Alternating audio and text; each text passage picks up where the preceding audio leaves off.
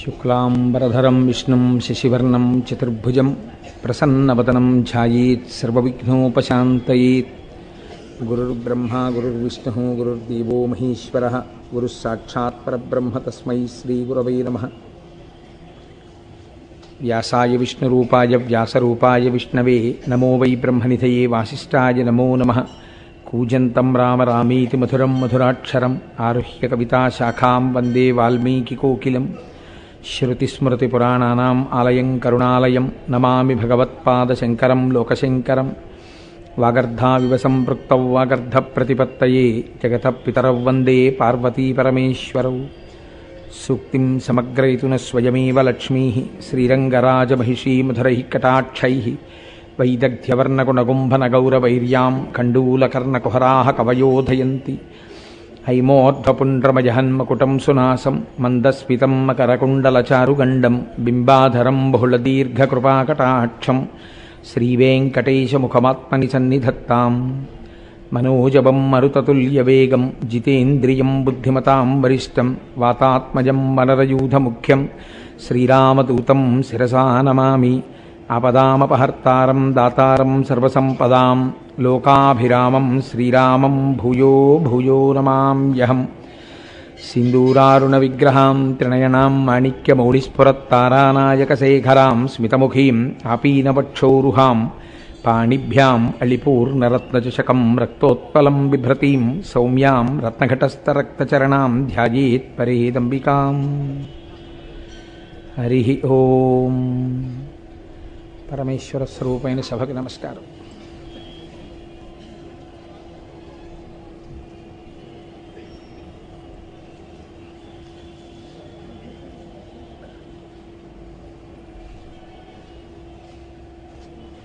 ప్రదోష వేళలో మనం శివాష్టోత్తర శతనామ స్తోత్రాన్ని ఒక్కసారి చదివి తర్వాత ప్రవచనాన్ని ప్రారంభం చేద్దాం. ధవళవపుషమిందోర్మండలే సన్నివిష్టం భుజగవలయహారం భస్మదిగ్ధాంగమీశం మృగయపరశుపాణిం చారుచంద్రార్ధమౌళిం హృదయకమలమధ్యే సంతతం చింతయామి. శివో మహేశ్వర శంభో పినాకీ శశిశేఖరః వామదేవో విరూపాక్షః కపర్దీ నీలలోహితః శంకరః శూలపాణిశ్చ ఖట్వాంగీ విష్ణువల్లభః సిపి విష్ణోంబికానాథ శ్రీకంఠో భక్తవత్సలః భవః సర్వస్త్రిలోకేశ శితికంఠః శివాప్రియః ఉగ్రః కపాలీ కామారీ అంధకాసురసూదనః గంగాధరో లలాటాక్ష కాలకాలః కృపానిధిః భీమః పరశుహస్తశ్చ మృగపాణిర్జటాధరః కైలాసవాసీ కవచీ కఠోరస్త్రిపురాంతకః వృషాంకో వృషభారూఢో భస్మోద్ధూళిత విగ్రహః సామప్రియః సర్వమయస్త్రయీమూర్తిరనీశ్వరః సర్వజ్ఞ పరమాత్మా చ సోమసూర్యాగ్నిలోచనః హవిర్యజ్ఞమయః సోమః పంచవక్త్రః సదాశివః విశ్వేశ్వరో వీరభద్రో గణనాథ ప్రజాపతిః హిరణ్యరేతా దుర్ధర్షో గిరిశో గిరీశో నఘః భుజంగభూషణో భర్గో గిరిధన్వీ గిరిప్రియః కృత్తివాసాః పురారాతిర్భగవాన్ ప్రమదాధిపః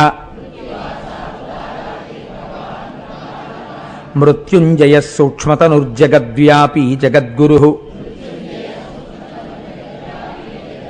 వ్యోమకేశో మహాసేన జనకశ్చారు విక్రమః రుద్రో భూతపతిస్థాణుర్రహిర్భూద్నియో దిగంబరః అష్టమూర్తిరనేకాత్మా సాత్విక శుద్ధ విగ్రహః శాశ్వత ఖండ పరశుః అజపాశ విమోచకః మృఢ పశుపతిర్దేవో మహాదేవో వ్యయో హరిః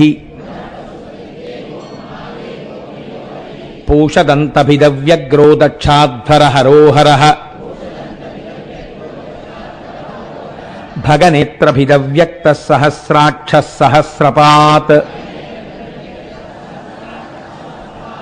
అపవర్గ ప్రదోనంత హస్తారక పరమేశ్వరః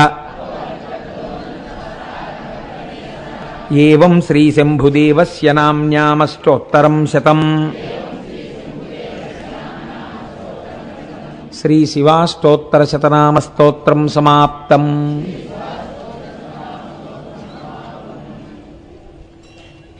నేను ఇవాల్టి ఉపన్యాసాన్ని ప్రారంభం చేసే ముందు మీతో ఒక ముఖ్యమైనటువంటి విషయాన్ని పంచుకోవాలి అని అనుకుంటున్నాను.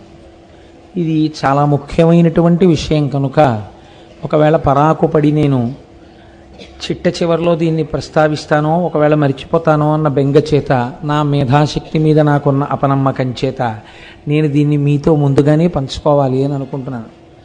మనకి దేశము కాలము అని రెండు ఉంటాయి. ఇవి రెండు ఏకకాలమునందు సమకూడడం చాలా అరుదుగా జరుగుతుంది. అన్ని వేళలా రమ్మంటే వచ్చేటటువంటిది కాదు అది. రేపటి రోజు మహత్తరమైనటువంటి రోజు. ఎందుచేత అని అంటారేమో, భీష్మాచార్యుల వారు యుద్ధరంగంలో పడిపోయారు.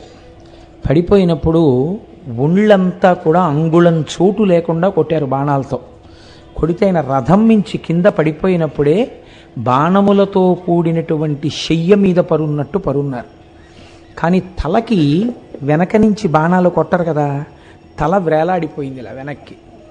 అది నిజంగా కొంచెం హృదయ విదారకమైనటువంటి దృశ్యమే. మహానుభావుడు భీష్ముడంటే వారి తల వ్రేలాడిపోతే అర్జునుడు చూశాడు. చూసి ఆయన తలకి దెబ్బ తగలకుండా ఆయన తలకి తలగడగా బాణములను ఏర్పాటు చేశాడు. చేస్తే భీష్ముడు అర్జునుడిని పిలిచి అన్నాడు, ఈ పని నువ్వు చేసి ఉండి ఉండకపోతే నీ మీద నేను శాపవాక్యాన్ని ప్రయోగించి ఉండేవాణ్ణి అన్నాడు. అంతటి మహానుభావుడైనటువంటి భీష్ముడు పంచప్రాణములు అని ఉంటాయి, ప్రాణ అపాన వ్యాన ఉదాన సమానములు అని.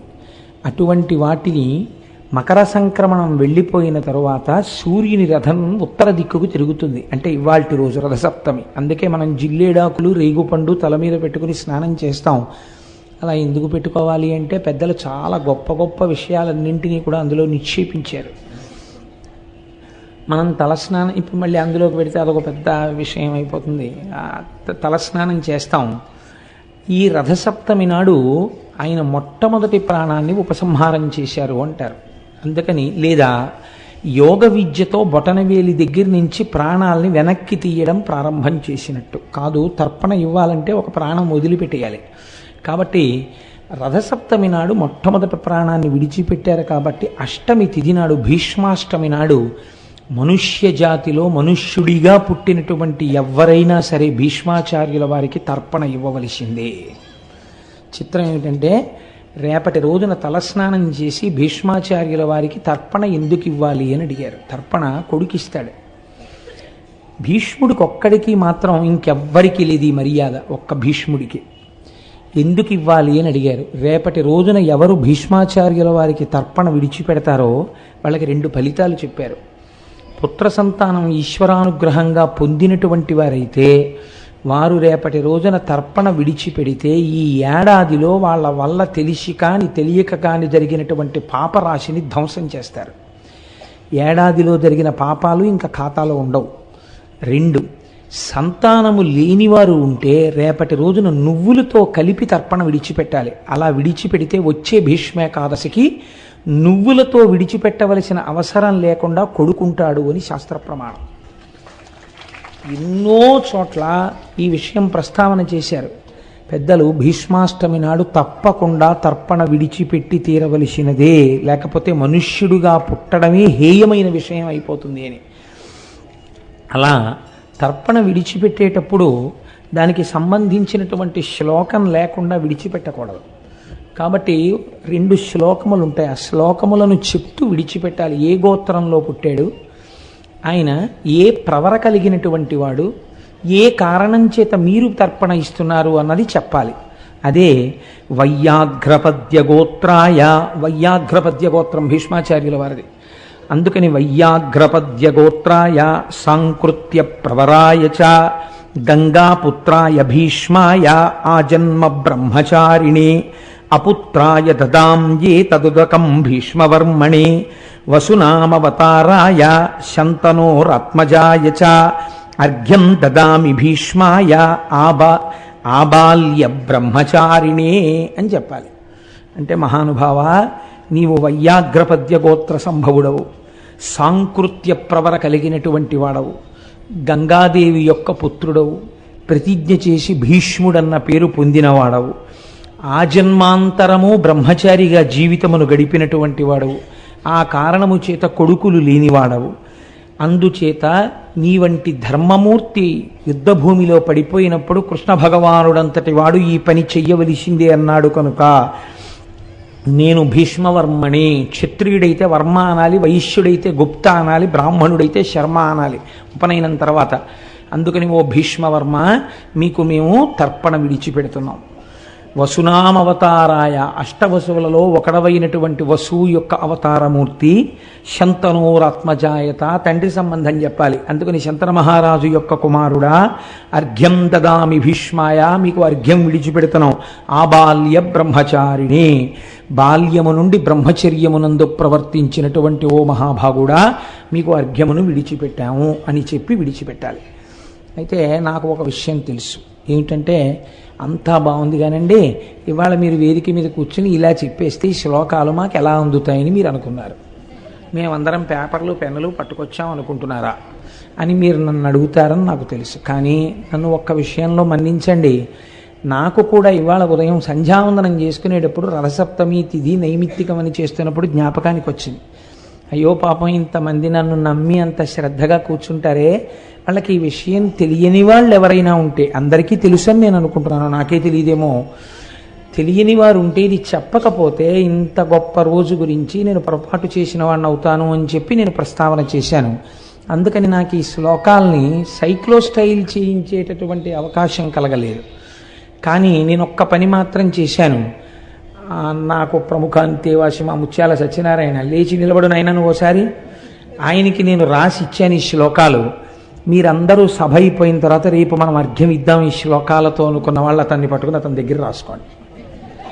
కాబట్టి అతనికి నేను రాసి ఇచ్చాను. కానీ సభ జరుగుతుండగా ఇప్పుడు మాత్రం అది సర్క్యులేట్ చేయడం కానీ అది రాస్తున్నట్టు కానీ ఎక్కడైనా నాకు కనపడితే దానికి పూర్తి నైతిక బాధ్యత నీదే అయి ఉంటుంది సత్యనారాయణ.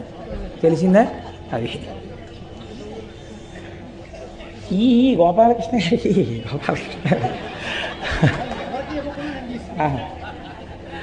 అందుచేత ఆ శ్లోకాన్నమ్మ చక్కగా మీ అందరూ చదివి రేపటి రోజున అర్ఘ్యప్రదానం చెయ్యండి. దానివల్ల మనకి ఎంత మేలు కలుగుతుందో, మళ్ళీ మళ్ళీ రమ్మంటే వచ్చే తిథులు కావు ఆ తిథులు. అటువంటి తిథుల యందు మనం తప్పకుండా ఆ పని చెయ్యాలి. అసలు మీకు నేను ఒక రహస్యం చెప్తే ఆశ్చర్యపోతారు. శాస్త్రంలో కొడుకు పుట్టలేదు లేదా పోని సంతానమే కలగలేదు అని బెంగ పెట్టుకున్న వాళ్ళు ఉంటే ఏం చేయిస్తారో తెలుసా అండి పెద్దలు? రేపటి రోజున తన తండ్రికే పెడితే ఎలా పెడతారో అలా భీష్మాచార్యుల వారి ప్రవర చెప్పి తద్దినం కూడా పెడతారు. ఖచ్చితంగా కొడుకు పుడతాడు అని శాస్త్రం అలాగే మాట్లాడింది. నేను అబద్ధాలు మాట్లాడటలేదు. కావాలంటే మీరు మా ఇంటికి రండి, అంటే ఇప్పుడు వచ్చేయమని కాదు నా ఉద్దేశం. ఎప్పుడైనా వచ్చినప్పుడు నేను చూపిస్తాను మీకు ఆ ప్రమాణాలు కూడా. కనుక రేపంత గొప్ప నైమిత్తిక తిథి, చక్కగా మనందరం కూడా దాన్ని పాటించి మన సనాతన ధర్మము యొక్క గొప్పతనాన్ని మనం అనుభవిద్దాం. రాబోయే రోజులన్నీ చాలా గొప్ప రోజులండి. ఉత్తరాయణం శివనామం చెప్పుకున్నా, ఆయన గురించి విన్నా తరించిపోతాం. కనుక ఇవాళ మనం ఉజ్జయిని క్షేత్రం గురించి చెప్పుకోవాలి. సౌరాష్ట్రే సోమనాథంచ శ్రీశైలే మల్లికార్జునం, ఈ రెండు పూర్తి చేయగలిగాం. అవంతికాయాం విహితావతారం ముక్తిప్రదానాయ చ సజ్జనానాం అకాల మృత్యో నివారణార్థం వందే మహాకాళ మహామరీషం. ఈ శ్లోకం ఉజ్జయినిలో ఉన్నటువంటి మహాకాళుడికి నమస్కారం చేస్తుంది. అయితే మీరు ఇందులో ఒక చిన్న విషయాన్ని గుర్తుపట్టే ప్రయత్నం చేయండి. ఇందులో అంటారు ముక్తి ప్రదానాయచ సజ్జనానాం, సజ్జనులకు ముక్తినిచ్చువాడా. సజ్జనులకు ముక్తినిచ్చువాడా అన్న మాటకు అర్థమేమి? సజ్జనులు అంటే నేను ఉజ్జయిని వెళ్ళాను అనుకోండి, నేను సజ్జనుడనో కానో నాకు ఎలా తెలుస్తుంది? నా మటుకు నేను ఎప్పుడూ మంచివాడినే. నాకు అయ్యో నా అంత మంచివాడి దేశంలో ఎక్కడ ఉంటాడు, నేనే మంచివాడిని అనిపిస్తుంది, ఎదుటి వాళ్ళందరూ చెడ్డవాళ్ళు అనిపిస్తుంది కదా. మరి ఏమిటి సజ్జనుడు అన్న మాటకు అర్థం అసలు? అంటే మీరు ఇక్కడ కొంచెం ఒక విషయాన్ని జాగ్రత్తగా పసిగట్టే ప్రయత్నం చేయాలి. నేను దీనికి మీకు ఒక ఉదాహరణ చెప్తే మీరు తొందరగా పట్టుకోగలుగుతారు. ఒక ఆయనకి జ్వరం వచ్చింది. జ్వరం వస్తే డాక్టర్ గారి దగ్గరికి వెళ్ళాడు.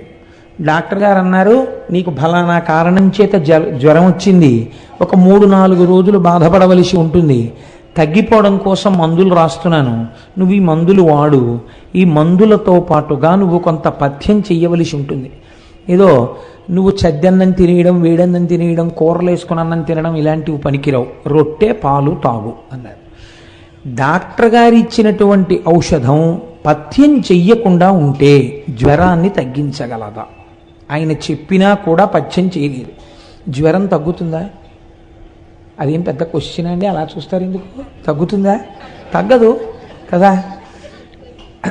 పథ్యం డాక్టర్ గారు మందు ఇచ్చినా ఆ మందు రోగం తగ్గించడానికే అయినా పథ్యం చేయకపోతే రోగము తగ్గదు కదా. భక్తి యందు పరమేశ్వరార్చన చేసేటటువంటి వాడికి సదాచారము తెలిసి ఉండవలే, శౌచము తెలిసి ఉండవలే. ఏదో స్నానం చెయ్యాలి, ఓ గుళ్ళోకి వెళ్ళాలి, ఇది తెలిసి ఉండాలి కదా. ఈ సదాచారము పథ్యం లాంటిది, భగవద్భక్తి ఔషధం లాంటిది. ఈ ఔషధం వేసుకుని ఈ పథ్యం తింటే, పథ్యాన్ని పాటిస్తే ఏమవుతుంది?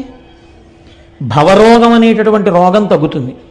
కానీ లౌకికంగా బయట వచ్చే వ్యాధికి భగవత్ సంబంధంలో వచ్చేటటువంటి భవరోగానికి ఒక తేడా ఉంది. ఇక్కడ అమాయకత్వం చేత పథ్యం చేయడం ఒక వ్యక్తికి తెలియలేదు, ఆయనకి ఆచారం తెలియదు, శౌచం తెలియదు. తెలిసి మానినవాడు కాదు, అసలు తెలియదు ఆయనకి. తిన్నడు ఉన్నాడండి, ఆయనకి ఏం తెలుసు? గజేంద్రుడు ఉన్నాడండి, ఆయన నీళ్ల మధ్యలో ఉండి శరణాగతి చేశాడు, ఆయనకి ఏం తెలుసు? అసలు తెలియదు. కానీ గుండెల నిండా భక్తి ఉంది. ఇప్పుడు ఆ భక్తి పనికొస్తుందా? శౌచం లేని భక్తి పనికొస్తుంది?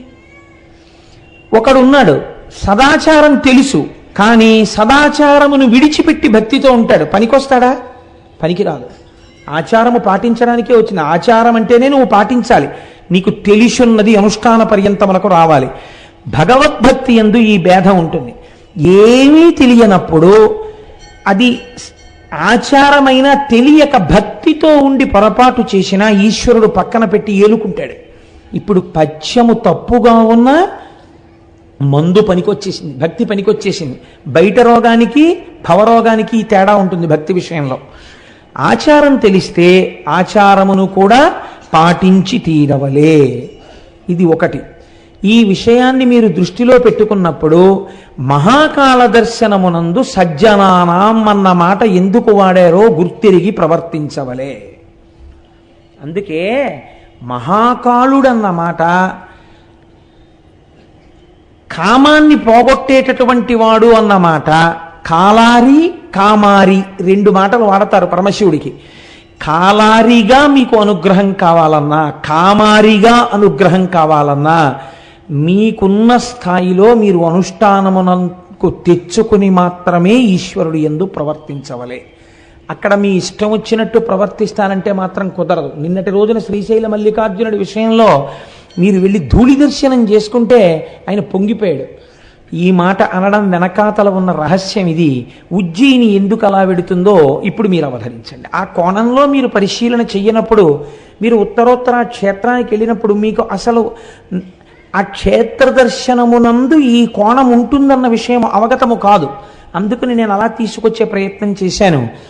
అవంతి అని పూర్వకాలంలో ఉజ్జయినికి పేరు. అవంతి అంటే ఏంటి? అవంతి అంటే 2 అర్థాలు ఉన్నాయి. ఒకటి స్త్రీ, 2 అక్క. అక్క అని చెప్పవలసి వచ్చినప్పుడు అవంతి అని చెప్పచ్చు. ఒక స్త్రీని చెప్పినప్పుడు అవంతి అని చెప్పవచ్చు.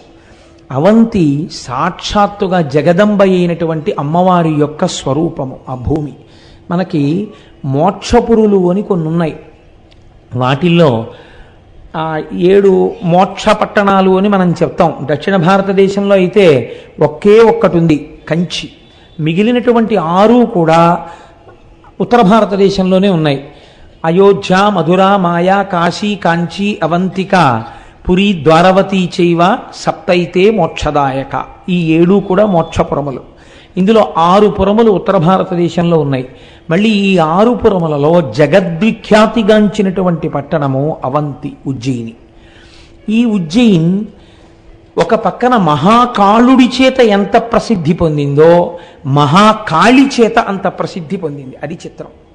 ఇద్దరి చేత అంతే ప్రసిద్ధిని పొందింది. సౌందర్యలహరిలో శంకరాచార్యుల వారైతే ఈ పట్టణాలన్నింటినీ అమ్మవారి కళ్ళల్లో దర్శనం చేశారు. విశాలా కళ్యాణి స్ఫుటరచిరయోధ్యా కువలయై కృపాధారాధారా కిమపి మధురా భోగవతిక అవంతి సృష్టిస్తే బహునగర విస్తార విజయ ధ్రువం తత్తన్నామవ్యవహరణ యోగ్యా విజయతే అన్నారు. కృపాధారాధార అని పిలిచారు. ధారానగరం, ధారానగరం అని దాని రాజధానికి పేరుండేది. భోజరాజు గారు పరిపాలించాడు. భోజకాళిదాసుల కథలు మీకు తెలిసే ఉంటాయి, మహానుభావుడైన. అటువంటి ఉజ్జయిని యందు మహాకాళుడిగా పరమశివుడు వెలిసి ఉన్నాడు, మహాకాళిగా అమ్మవారు వెలిసి ఉంది. ఈ 2 పేర్లు చాలా గమ్మత్తుగా ఉంటాయి. ఈ రెండింటి యొక్క స్వరూపం ఏమిటో తెలుసా అండి? కాల అన్న శబ్దము లయకారకమై ఉంటుంది. పుట్టించడం ఎలా ఉంటుందో తినేయడం కూడా అలాగే తినేస్తుంది. అందుకే భగవద్గీతలో పరమాత్మ అంటారు, నేను కాలస్వరూపుడనై ఈ జగత్తును భక్షించుచున్నాను అంటారు. నిన్న కనపడిన వస్తువు ఇవాళ కనపడలేదనుకోండి, దానికి మీరు ఇవాల్టి తేదీని మరణ తేదీగా వేశారు అని గుర్తు. కాలములో వచ్చిన వస్తువు కాలములో వెళ్ళిపోతుంటుంది. కాలమే గ్రసించేస్తుంది ప్రాణులనన్నింటినీ. అటువంటి కాలము స్త్రీ స్వరూపంలో చెప్పబడినప్పుడు కాళిక. అందుకే మూర్తి ఉగ్రముగా కనపడుతుంది మీకు.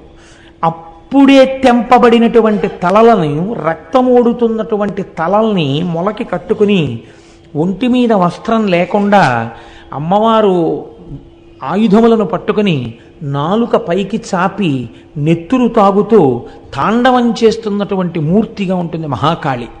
కానీ మీరు ఒక్కటి గుర్తుపెట్టుకోండి, కాళికా స్వరూపము కేవలము భయపడవలసినటువంటి స్వరూపము కాదు. ఒక చోట గంగానది పైనుంచి పర్వతాల మించి కింద పడుతుంటుంది. అంత మాత్రం చేత మీరు స్నానం చేయలేరు కాబట్టి అది గంగ కాదని మీరు అనగలరా? మీరు స్నానం చెయ్యలేరని చెప్పండి అంతే. అంతేగాని అది గంగ కాదని మీరు అనకండి, అది గంగే.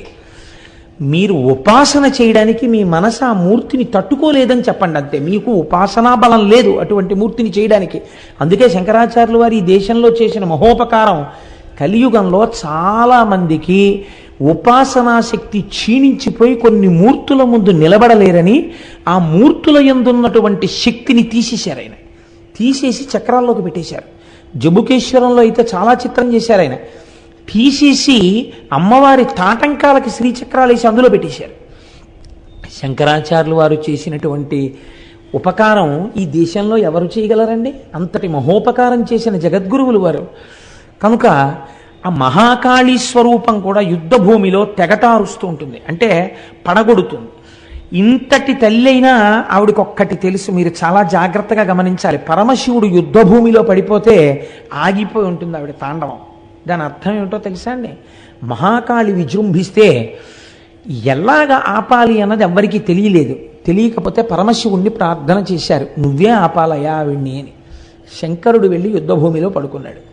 పడుకుంటే ఆవిడ తాండవం చేస్తూ తొక్కింది శంకరుణ్ణి. తొక్కగానే స్పర్శ చేత తెలుసుకుంది తన భర్త అని. ఆగిపోయింది. ఎంతటి అపచారం! నా కాల ఆయనకి తగిలిందని ఆగిపోయింది అంతే. ఆవిడ ఆ స్థితిలో కూడా మహాపతివ్రత, మహాకాళి. ఇక్కడ ఉన్న 2 స్వరూపములు కూడా కాలస్వరూపములై ఉన్నవి. అంటే ఇవి లయకారకములై ఉంటాయి, తినేస్తాయి లోకాన్ని.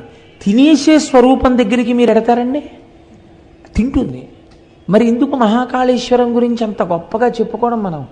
అంటే ఒకటి గుర్తుపెట్టుకోండి, ఏది తినగలదో అది నేను నిన్ను తింటలేదని వదిలిపెట్టగలను కదా. ఏది తినేయాలో అదే తినకుండా కూడా వదిలిపెట్టాలి కదండి. మనకి శాస్త్రంలో మృత్యు వద్దని అడగారు. మీరు చూడండి ఎంత పరిణతితో మన వాళ్ళు మాట్లాడతారంటే, మృత్యుంజయ మహామంత్రము అని ఒకటి చెప్తారు. ఓం త్రయంబకం యజామహే సుగంధిం పుష్టివర్ధనం ఉర్వారుకమివ బంధనాన్ మృత్యోర్ముక్షీయమామృతాత్. దీనితో విభూతి ధారణ చేయడం కూడా అలవాటు ఉంది లోకంలో. ఈ మృత్యుంజయ మహామంత్రంలో నాకు చావు వద్దు అని అడగరు. దోసపండు ముచిక నుంచి ఎంత తేలికగా విడిపోతుందో నేను కూడా అంత తేలికగా విడివడెదనుగాక అని అడుగుతారు.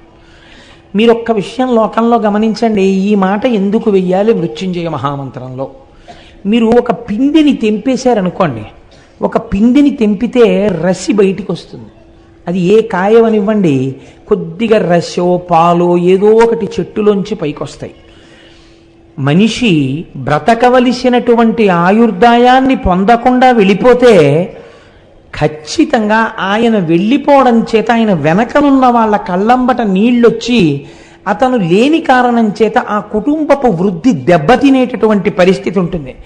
వెళ్ళిపోయిన వాడు వెళ్ళిపోయాడు, కానీ వెనకనున్న వాళ్ళు ఖచ్చితంగా ఆ అందాన్ని పొందలేరు, పొందవలసిన అభ్యున్నతిని పొందరు. కాబట్టి శాస్త్రం ఏం చెప్తుందో తెలుసా అండి? మృత్యు వద్దని చెప్పదు. 90 ఏళ్ళు వచ్చినా 80 ఏళ్ళు వచ్చినా మృత్యువు లేకుండా నాకు ఇవ్వండి వరం అంటే ఇవ్వదు, అలా అడగమని చెప్పదు. నాకు పండిపోయినటువంటి పండు నేలరాలిపోయినప్పుడు మీకు రసి కానీ పాలు కానీ ఉండవిహ. అది తనంత తాను చెట్టు విడిచిపెట్టేస్తుంది ఆ పండుని. ఆ పండు కూడా నేల మీద పడిపోతుంది, పడిపోయి పగిలిపోతుంది, ఇంకోళ్ళు తినాలని పడిపోతుంది అంతే. అలా ఒక వయసు వచ్చేసిన తర్వాత ఇంకా చాలు, సాక్షిగా నేను దేహాన్ని చూస్తూ ఇందులోంచి విడివిడిపోతానని కోరుకో. జ్ఞానాన్ని మాత్రమే బోధ చేస్తుంది సనాతన ధర్మం. లేనిపోని విషయాలను సనాతన ధర్మము మాట్లాడదు, మనిషిని ఉద్ధరించడానికి మాట్లాడుతుంది. ఏది మాట్లాడినా. కాబట్టి మీరు ఏ మృత్యు వద్దని అడగాలి? అకాల మృత్యువు అపమృత్యువు రాకూడదని కోరుకోవాలి. ఇంకా కడుపున పుట్టిన కూతురికి పెళ్లి చేయలేదు, కన్యాదానం చేయలేదు, కొడుకు వృద్ధిలోకి రాలేదు, తర్వాతి తరాన్ని ఒక మనవణ్ణి చూడలేదు, ఎత్తుకుని ముద్దాడలేదు, ఈలోగా ఆయన శరీరం పడిపోకూడదు. పడిపోకూడదంటే ఏం చేయాలి? మీ చేతిలో ఉందా, నా చేతిలో ఉందా? చేసిన పాపం ఉంది వెనకాల, అది తరువుకొస్తోంది. కాలోహి బలవాన్ కర్త సతతం సుఖ దుఃఖయో నరాణాం పరతంత్రాణం పుణ్య పాపానుయోగత అంటాడు వ్యాసుడు. నువ్వు ఏహీ చేయలేవు, నువ్వు పరతంత్రుడవు. కాలస్వరూపంతో ఈశ్వరుడు తీర్పు చెప్పేస్తున్నాడు, దాన్ని ఔదల దాల్చడమే. మరి ఇటువంటప్పుడు ఏం చెయ్యగలవు? అపమృత్యువు తన్నుకొచ్చేస్తుంటే ఒక పక్క నుంచి ఏం చెయ్యాలి కుటుంబాన్ని రక్షించుకోవడానికి? వస్తుందో రాదో కూడా నీకు తెలియదు జాతకంలో. వచ్చిన తర్వాత నువ్వు చేయగలిగింది లేదు, ఏం చెయ్యాలి? అందుకే మనం ఏ దేవాలయానికి వెళ్ళండి, తీర్థం ఇస్తే ఓ మాట చెప్తారు, అకాల మృత్యుహరణం సర్వవ్యాధి నివారణం సమస్త పాపక్షయకరం శ్రీ ఉమామహేశ్వర లేదా లక్ష్మీనారాయణ పాదోదకం పావనం శుభం అని ఇస్తారు. అపమృత్యు దోషం రాకుండా మనకి తీర్థం ఇస్తారు.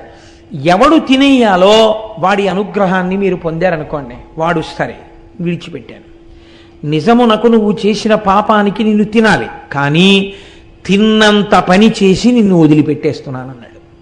ఇప్పుడు ఏం చేస్తాడు? తినడు, తినకుండా వదిలేస్తాడు. దాని ఎందు ఈ రెండవ కోణం లేకపోతే మీరు ఎందుకు ఎడతారు అసలు మహాకాలం? చెప్పండి నాకు.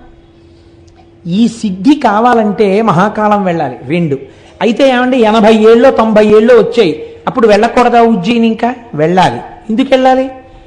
పండు పడిపోయినట్టు చెట్టు నుంచి తాను ఏ బెంగా లేకుండా విడివడేటటువంటి స్థితి కలగడానికి వెళ్ళాలి. కాబట్టి అసలు జీవితంలో వెళ్ళవలసిన క్షేత్రం అంటూ ఉంటే ఎక్కడ ఉండాలి?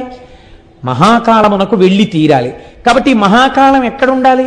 అందరికీ అందుబాటులో ఉండాలంటే మధ్యలో ఉండాలి. మనం ఏమంటాం? ఏమిటంటే తెల్లారు లేస్తే ఆ ఆఫీస్తో ఎంతో పని ఉంది, తీసుకెళ్ళి ఊరు బయట పెట్టారేంటంటే ఆ ఆఫీస్ని, అందరికీ అవసరం కాబట్టి అది ఊరు మధ్యలో ఉండాలి ఆ ఆఫీసు అంటాం. అందరికీ అవసరమైంది ఎక్కడ ఉండాలి? ఊరి మధ్యలో ఉండాలి. అందరికీ అవసరమైన క్షేత్రం ఎక్కడ ఉండాలి? భారతదేశానికి మధ్యలో ఉండాలి. అందుకే భూమధ్య రేఖ వెడుతున్న చోట ఈ క్షేత్రం ఉంది. మహాకాలము ఉజ్జయినికి ఉన్నటువంటి గొప్పతనం అది. భూమధ్య రేఖ వెడుతూ ఉంటుంది. వెడుతున్న చోట ఇక్కడ స్వయంభూగా స్వామి అవతరించారు. అవతరించడంలో కేవలము ఇదొక్కటే ఆయన ప్రయోజనమా? అపమృత్యువును తీయడం ఒక్కటే ఆయన లక్ష్యమా? కాదు. ఎప్పుడైతే అపమృత్యువును కూడా తీయగలడో ఆయనకుండే విశేషాధికారమేమి, మీరు కోరుకున్న కోరికని తీర్చడం ఆయనకి పెద్ద లెక్కలోనిదే కాదు. డిస్ట్రిక్ట్ కలెక్టర్ అండ్ మెజిస్ట్రేట్ ఉన్నాడండి, ఆయన కలెక్టర్ గారు మెజిస్ట్రేటు కూడా. ఆయన తలుచుకుంటే భూమికి పట్టాలు ఇచ్చేయగలరు. భూమికి పట్టా ఇవ్వగలిగినటువంటి కలెక్టర్ గారు, ఎవరికైనా ఏదైనా బాధ వస్తే పరిహారాన్ని ప్రకటించగలిగినటువంటి కలెక్టర్ గారు, ఎవరో ఒకరు వెళ్ళి, అయ్యా నేను చాలా కష్టంలో ఉన్నానండి, నాకు నెలకి ఒక 100-50 వచ్చే ఏర్పాటు చేసి పెట్టండి అంటే ఏదో ఒక పథకంలోంచి ఆయన ప్రీతి పొందితే ఒక ఆర్డర్ వేయడం ఆయనకి గొప్ప? ఆయన చేసేస్తారు. ఎందుకనంటే ఆయన యొక్క పదవి అటువంటిది. అంత గొప్ప అధికారములతో కూడిన పదవిలో ఉన్నవాడికి ఒక చిన్న పని చేయడం పెద్ద గొప్ప ఏమిటి? అపమృత్యువునే తీసేయగలిగినటువంటి వాడికి మీరు కోరుకున్న కోరిక తీర్చడం పెద్ద విషయం ఏమిటి? అసలు దాని గురించి లెక్కే లేదు. ఏ కోరికైనా తీర్చేస్తాడు ఆయన. కాబట్టి ఉజ్జయినియే, అంత గొప్ప క్షేత్రం ఉజ్జయిని. అది ఒకానొక నాడు అంతర్జాతీయ ఖ్యాతిని చూరగొన్నటువంటి పట్టణం. మహాకవి కాళిదాసు, భోజరాజు ఇద్దరూ నడయాడినటువంటి ప్రాంతం ఆ ఉజ్జయిని. అక్కడ అసలు ఆ స్వయంభూలింగం ఎందువల్ల ఏర్పడిందో మీరు ఒక్కసారి వినేటటువంటి ప్రయత్నం చెయ్యండి. పూర్వకాలంలో ఆ ఉజ్జయిని పట్టణమునందు వేదప్రియుడు అనబడేటటువంటి ఒక బ్రాహ్మణుడు ఉండేవాడు. ఆయన పేరే వేదప్రియుడు. మీరు ఈ మాటని అర్థం చేసుకునేటప్పుడు ఒక్క విషయం అర్థం చేసుకోవాలి. చాలా అందమైనటువంటి పద్యాలు, అందమైనటువంటి శ్లోకాలు ఇచ్చారు. అందులో మానకయందు నుండు నిగమప్రియుడున్ ద్విజవర్యుడు ఈశ్వరార్చానియతవ్రతుండఖిల సద్గుణ శోభితుడిద్ధకీర్తి అవ్వానికి నల్వురాత్మజులు పావనమూర్తులు లోకపూజితుల్ సూన శరారి పూజలను జొక్కుచు ఉండెడు వారలెంతయున్. ఆ వేదప్రియుడు చక్కగా త్రికాలములయందు సంధ్యావందనం చేస్తూ శివార్చనశీలుడై షట్కాలములయందు శివపూజ చేసి వేదము ఏమి చెప్పిందో దాని యందు అపారమైనటువంటి ధృతి కలిగినటువంటి బ్రాహ్మణుడు. మీరు ఇక్కడ ఒక్క విషయాన్ని అర్థం చేసుకోవాలి. అంత భక్తి కలిగి ఉన్నటువంటి వాడికి ఉండేటటువంటి ఫలితములు ఏమి అంటే, మీరు ఒకటి ఆలోచించండి. ఒక ఆయన ఇక్కడ మీకు అప్పుడప్పుడు నేషనల్ హైవే మీద కనపడుతుంటుంది ఈ సన్నివేశం. అక్కడే ఒక పుట్ట ఉంది. ఆ పుట్టలో ఒక బ్రహ్మాండమైనటువంటి త్రాచుపం ఉంది. ఆయనకి తెలియలేదు. తెలియక చీకట్లో వెడుతూ ఆకలేసింది. ఇక్కడ నేను 4 ఎండు పుల్లలు కనపడ్డాయి, వెలిగించుకుని గోధుమ పిండి కొంచెం నీళ్లలో కలుపుకుని ఓ రాతి మీద ఒత్తుకుని దీని మీద కొంచెం పుల్ల గుచ్చి ఇలా ఇలా చూపించి తినేద్దాం, ఆకలి తీరుతుంది అని చెప్పి కిందకి దిగాడు. నెగడు వేసి వెలిగించాడు. ఇప్పుడు అగ్నిహోత్రం వెలిగింది. ఈ అగ్నిహోత్రము వలన ఆయన కోరుకున్న ప్రయోజనం ఏమి? ఆయన ఏం కోరుకున్నాడు? చపాతీ ఇలా ఇలా తిప్పుకుని కొంచెం వేడెక్కిన తర్వాత కాస్త కాలితే తిని వెళ్ళిపోదాం, క్షుద్బాధ తీర్చుకోవచ్చు, ఆకలి తీరుతుంది. పూరీపిండి డబ్బా ఉంది లారీలో, ఆ గోధుమ పిండి తీసి నీళ్లు కలుపుకుని ఒత్తేసుకున్నాడు. ఓ పుల్లకు గుచ్చి అగ్నిహోత్రంలో ఇలా ఇలా చూపించాడు. ఆ లోపలే క్యాబిన్లో ఆవకాయ సీసా ఉంది, కాస్త ఆవకాయ ముంచుకు తిందామని పెట్టాడు. మంచి శీతాకాలం, బయట చలిగా ఉంది, ఈ నెగడు వెలుగుతోంది. ఆయన వెలిగించిన అగ్నిహోత్రమునకు మొదటి ప్రయోజనము చపాతీ కాల్చుకొనుట, అదే దాని ప్రయోజనం. కానీ బయట చల్లగా ఉన్న వాతావరణంలో ఆయనకి ఇప్పుడు వెచ్చటి సెగ తగులుతోంది. ఇది అనుషంగిక ప్రయోజనము. మీరు అడగకపోయినా ఆ ప్రయోజనాన్ని అగ్నిహోత్రం ఇచ్చేస్తుంది కదండి. నాకు అక్కర్లేదండి, ఎందుకంటే చలిగా ఉన్నా కూడా బయట నేనేమి వేడి కోరుకోలేదు, నా చపాతీ కాలిపోతే చాలండి అంటే అదేం వెందో, అది ఇస్తుంది అంతే, దాని ధర్మం అది. 3, మీకు చుట్టుపక్కల పరిసరాల్లో ఎక్కడ ఏమున్నాయి అన్నది మీకు స్పష్టంగా కనపడుతుంటుంది. ఎందుకని? అగ్నిహోత్రమునందు ప్రకాశం ఉన్నది. ఆ ప్రకాశము చేత అది వెలిగినటువంటి దగ్గర చాలా దూరం చీకటి ఉండదు, వెలుతురు ఉంటుంది. నాకు ఎందుకంటే చక్క చీకట్లో కూర్చుందాం అనుకున్నాను, ఎందుకు ఈ వెలుతురు? అగ్నిహోత్రం ఇవ్వకూడదంటే అది ఆగదు, వెలుతురు ఇచ్చేస్తుంది. 4, అక్కడే తిరుగుతున్నటువంటి త్రాచుపాము నేను ఉన్న దగ్గరలో, నా పుట్ట దగ్గరలో వీడు అగ్నిహోత్రపు సెగ పెట్టాడు అని చెప్పి బుసలు కొడుతోంది, కానీ దగ్గరకు రాలేదు. ఎందుకు రాలేదు? అగ్నిహోత్రం వెలుగుతుండగా దానికి భయం, అందుకని అది రాదు. ఇప్పుడు అసలు ఒక పాము మీ దగ్గరికి రాలేకపోతోంది, మీరు రక్షింపబడుతున్నారన్న విషయం కూడా మీకు తెలియదు. మీకు రక్షణ అగ్నిహోత్రం ఇచ్చేస్తోంది. మీకు తెలియాలా ఈ విషయం? మీకు తెలియక్కర్లేదు. లేకపోతే ఎక్కడో దూరంగా ఓ పెద్ద పులి చూసింది కానీ రాలేదు, నెగడు చూసి వెనక్కి తిరిగి వెళ్ళిపోయింది. ఇన్ని ప్రయోజనముల మధ్యలో మీరు మీ చపాతీ కాల్చుకు తినేసి లారీ ఎక్కి వెళ్ళిపోయారు. ఇన్ని ప్రయోజనములు కూడా దానితో పాటు వచ్చాయని మీకు ఎరుక లేదు.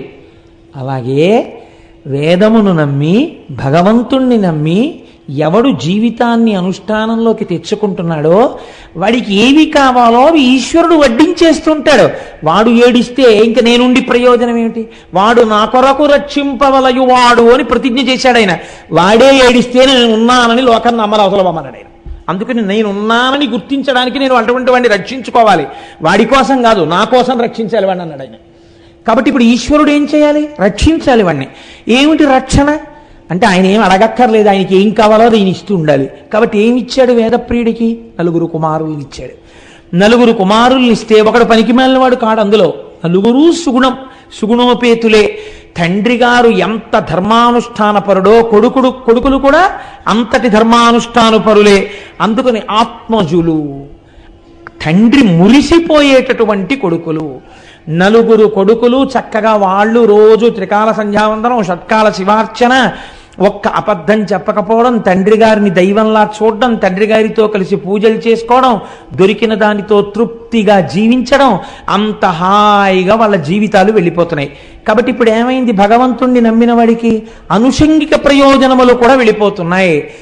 ఈశ్వరుడు ముందే ఆలోచన చేస్తాడు. వీడు ఒకానొక సందర్భములో వీడు ఒకరి దగ్గరికి వెళ్ళి చెయ్యి చాపవలసి వస్తుందేమో, వీడు కొంచెం బెంగ పెట్టుకోవలసిన రోజు వస్తుందేమో, రాకుండానే ఆయన ఏర్పాటు చేసేస్తాడు. ఎందుకు చేసేస్తాడు? తన భక్తుడు బెంగెట్టుకోకూడదు, బెంగెట్టుకోకుండా అడ్డుకుంటాడు అంతే. ఎవరి రూపంలోనో వచ్చి అడ్డుకుని రక్షిస్తాడు. ఇది ఈశ్వరార్చనా కళాశీలుల యందు ప్రకాశించేటటువంటి రక్షణ. కాబట్టి ఇప్పుడు ఆయనకి 4 కొడుకులు పావనమూర్తులు చక్కగా ఈశ్వరార్చన చేస్తున్నారు. ఈ 4కి పేర్లు పెట్టుకున్నాడు. పేర్లు పెట్టుకోవడంలో ఆయన ఎంత సంస్కారవంతుడో మీరు గమనించాలి. ఇంట్లో ఉన్న పిల్లల యొక్క పేర్లు పిలుస్తున్నప్పుడు ఇంటి యజమాని యొక్క సంస్కారం బయటికి వచ్చేస్తుంది. చట్ ఫట్ ఠప్ అనేవో పేర్లు ఉన్నాయనుకోండి, దిక్కుమాలిన పేర్లు, వీడి వ్యగ్రత బయటపడుతుంది. ఆ పెట్టుకున్నటువంటి పేర్లు అందంగా ఉన్నాయనుకోండి, చూసేటప్పటికీ మనకు పొంగు వస్తుంది. అబ్బా ఎంత గొప్ప పేర్లు రా ఇవి అనిపిస్తుంది. చూడండి, అందుకని ఆయన పెద్ద కొడుక్కి దేవప్రియుడు అని పేరు పెట్టుకున్నాడు. రెండో వాడికి ప్రియమేధుడు అని పెట్టుకున్నాడు. మూడో వారికి సుకృతుడు అని పెట్టుకున్నాడు. 4 ఆయనకి సువ్రతుడు అని పెట్టుకున్నాడు. ఎంత చక్కటి పేర్లు చూడండి. పురాణ పరిశీలనమునందు మనం జీవితంలో నేర్చుకోవలసిన విషయాలు అనేకం ఉంటాయి. లేక కొడుకులు పుట్టినటువంటి దశరథ మహారాజు గారు పేర్లు పెట్టేటప్పుడు కౌసల్య, సుమిత్ర, కైకేయి, సుమంత్రుడు కూర్చుని ఎవరో రాసినటువంటి పేర్ల పుస్తకం ఒకటి తెచ్చుకుని దిక్కుమాలిన పేర్లన్నీ సెలెక్ట్ చేయలేదు. వశిష్ఠుడికి అప్పచెప్పాడు ఏ పేరు పెట్టాలో. వశిష్ఠుడు పెట్టాడు కాబట్టి రామనామం ఆనాటి నుంచి ఈనాటి వరకు మిమ్మల్ని నన్ను తరింప చేస్తోంది. వశిష్ఠుడు పెట్టకుండా దశరథుడు కూడా పట్ట పెట్టుంటే మన బతుకులు పాట అయిపోయింది కదండి. ఆ పెట్టిన పేరు ఎంత ఉద్ధరించిందో చూడండి. పేరు పెట్టుకోవడం వంశాన్ని తరింప చేసేస్తుంది. పేరు పెట్టి పిలిచిననైనా విశ్రామ కేళినైనా మిగుల గేలినైనా అంటారు పోతన గారు భాగవతంలో. తెలిసో తెలియకో యథాలాపంగా రోజు కొడుకని పిలిచినా సరే ఆత్మ ప్రలపించు నారాయణాయతంచు అజామిలుడు మోక్షాన్ని పొందలా. కాబట్టి పేరంత గొప్పది కనుక చక్కగా 4కి 4 కొడుకుల పేర్లు పెట్టుకున్నాడు. పెట్టుకున్నారా పిల్లలు పైకొచ్చారు. వేదప్రియుడు ఏమయ్యాడు? ఇక చెప్పక్కర్లేదు దాని గురించి. ఇంత జ్ఞానం కలిగిన వాడు ఒక వయస్సు వచ్చిన తర్వాత 4 పిల్లలు చక్కగా యోగ్యులై ఉన్నారు. మనస్సుని భగవంతుని యందు పెట్టాడు, భగవంతుని యందు లీనమైపోయాడు. అంటే ఆద్యంతము ఏ వస్తువుని పట్టుకోవాలో ఆ వస్తువుని పట్టుకున్నవాడు ధరించడం వరకు కూడా ఎవరు చూసుకున్నాడు? ఈశ్వరుడు చూసుకున్నాడు. కాబట్టి ఇప్పుడు ఆయన బిడ్డలు ఆయన లాంటి వాళ్ళే. కాబట్టి వాళ్ళు కూడా పరమశివుణ్ణే నమ్ముకుని జీవనం గడుపుతున్నారు. ఇక్కడ వరకు చాలా బాగుంది ఈ విషయం. కానీ పక్కనే పర్వత శిఖరాలలో రాక్షసుడు బయలుదేరాడు. బంగారం కూడా పుటం వేస్తేనే కదండి ప్రకాశిస్తుంది. ఏదైనా సరే కష్టం వచ్చినప్పుడే, పరీక్షకి నిలబడినప్పుడే వాటి వ్యక్తిత్వములు ప్రకాశించి నిలబడతాయి. బంగారాన్ని కరిగించలేదనుకోండి, అసలు ఆ తప్తము కాకపోతే అవన్నీ రాదు. ధనస్సు వంగలేదనుకోండి, ఎదుటివాడి మీద లక్ష్యంగా బాణప్రయోగం చేయడం కుదరదు. మొగ్గగా ఉండిపోయింది అనుకోండి, అది ఎన్నటికీ పరిమళాన్ని లోకానికి వెదజల్లలేదు. ఒక్కొక్క వస్తువు కష్టమునకు లోనైనప్పుడు మాత్రమే, ఇనుము అగ్నిహోత్రంతో పాటు కలిసి కాలిందనుకోండి ఒంగి కిటికీగా మీకు పనికొస్తుంది. ఒక్కొక్క వస్తువు పరీక్షకి లొంగి తట్టుకున్నప్పుడే దాని యొక్క గొప్పతనం ప్రకాశిస్తుంది. కాబట్టి ఈశ్వరుడు ఆ కుటుంబాన్ని ప్రకాశింప చెయ్యాలనుకున్నాడు. ఇది మీరు గమనించాలి. తన భక్తులు ఏదో అలా పుట్టి అలా వెళ్ళిపోవడం ఆయనకి ఇష్టం ఉండదు. అలా శాశ్వతంగా వాళ్ళ గురించి లోకమంతా ఎన్ని తరాల తర్వాత చెప్పుకుంటుంటే తాను పొంగిపోతాడు. తన పేరు ఈశ్వరుడు ఎన్నడూ చూసుకోడండి, తనని నమ్ముకున్న వాళ్ళ పేరు ప్రకాశింపచేస్తాడు. అందుకు కదూ శ్రీకాళహస్తిలో తాను కింద కూర్చుని కొండ మీద కన్నప్పని కూర్చోబెట్టాడు. భక్తుల ఎడల అంత ఉదారుడై ఉంటాడు భగవంతుడు. అది విష్ణు స్వరూపం కానివ్వండి, శివస్వరూపం కానివ్వండి, ఉన్నదొక్కటే పదార్థం ఏ స్వరూపంతోనైనా భక్తులను అలాగే అనుగ్రహిస్తుంది. కనుక ఈ దూషణుడనేటటువంటి రాక్షసుడు లోకమంతటా బాధలు పెడుతూ అందరినీ కూడా ఇబ్బంది పెడుతూ చిట్ట చివరికి వాడు ఎక్కడా ఎవ్వరూ ఈశ్వరార్చన చేయనటువంటి స్థితిని కల్పించి ఒక్క ఉజ్జయినిలో మాత్రం, అవంతి నగరంలో మాత్రం ఈ 4 పిల్లలు శివార్చన చేస్తున్నారు అని తెలుసుకున్నాడు. తెలుసుకుని వాళ్ళ దగ్గరికి వచ్చాడు. వచ్చి పెద్ద హడావిడి చేశాడు. మీరు శివలింగార్చన, వాళ్ళు రోజు పార్థివలింగాన్ని తీసుకొచ్చి పార్థివలింగానికి అర్చన చేసేవారు. ఈ పార్థివలింగానికి మీరు అర్చన చేయడం ఏమిటి? వీల్లేదు, మీరు నన్ను అర్చించాలి, నాకు పూజలు చేయాలి. వీడెంతటి వాడు పశుపతి, ఇటువంటి వాళ్ళని ఎందరినో గెలిచాను నేను, మీరు విడిచిపెడతారా, నేను లింగాన్ని ధ్వంసం చెయ్యనా అని అడిగాడు.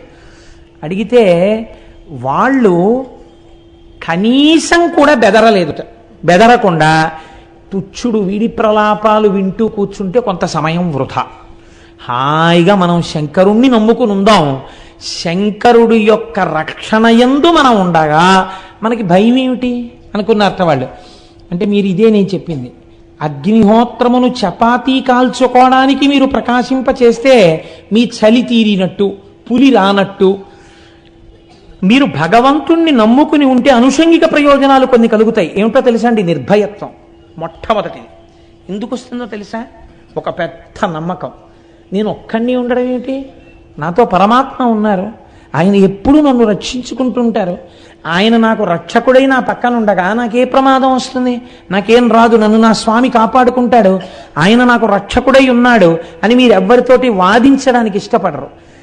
ఆయన నన్ను రక్షిస్తుంటాడు, నేను ఆయన వస్తువుగా ఉంటే చాలు. ఈ నమ్మకం ఎవడికి ఉందో వాడికి బ్రతుకున్నది.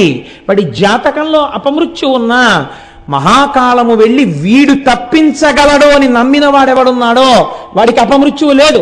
నువ్వు నమ్మగలవా? ఆ నలుగురు నమ్మారు, నమ్మని వాళ్ళు లక్షలున్నారు, నమ్మని లక్షలు పోయాయి, నమ్మిన 4 మిగిలేరు. వాళ్ళ కోసం జ్యోతిర్లింగం వచ్చింది, స్వయంభూలింగం వచ్చింది, ప్రమాణం నీ కట్టెదుట కనపడుతోంది. అప్పుడు వాళ్ళు విశ్వాసంతో చేశారు, నీకు ప్రమాణమే కళ్ళెదుటుంది, అయినా నువ్వు నమ్మలేనంటే నిన్ను ధరించగలిగిన వాళ్ళు లేడు.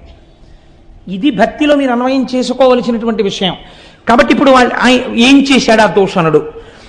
కదలక బ్రాహ్మణుల్ శివుని గాంచుతు ఓం హరయంచు నుండి అప్పదనున లింగమూర్తిపై భారములేని బలంబుతోచే అప్పదవిని దివ్యలింగము విభామయమద్భుత వీధి తిచ్చటల్ బొదలగనుద్భవిల్లి పెనుబూదియునొచ్చను మిటిరక్కసున్.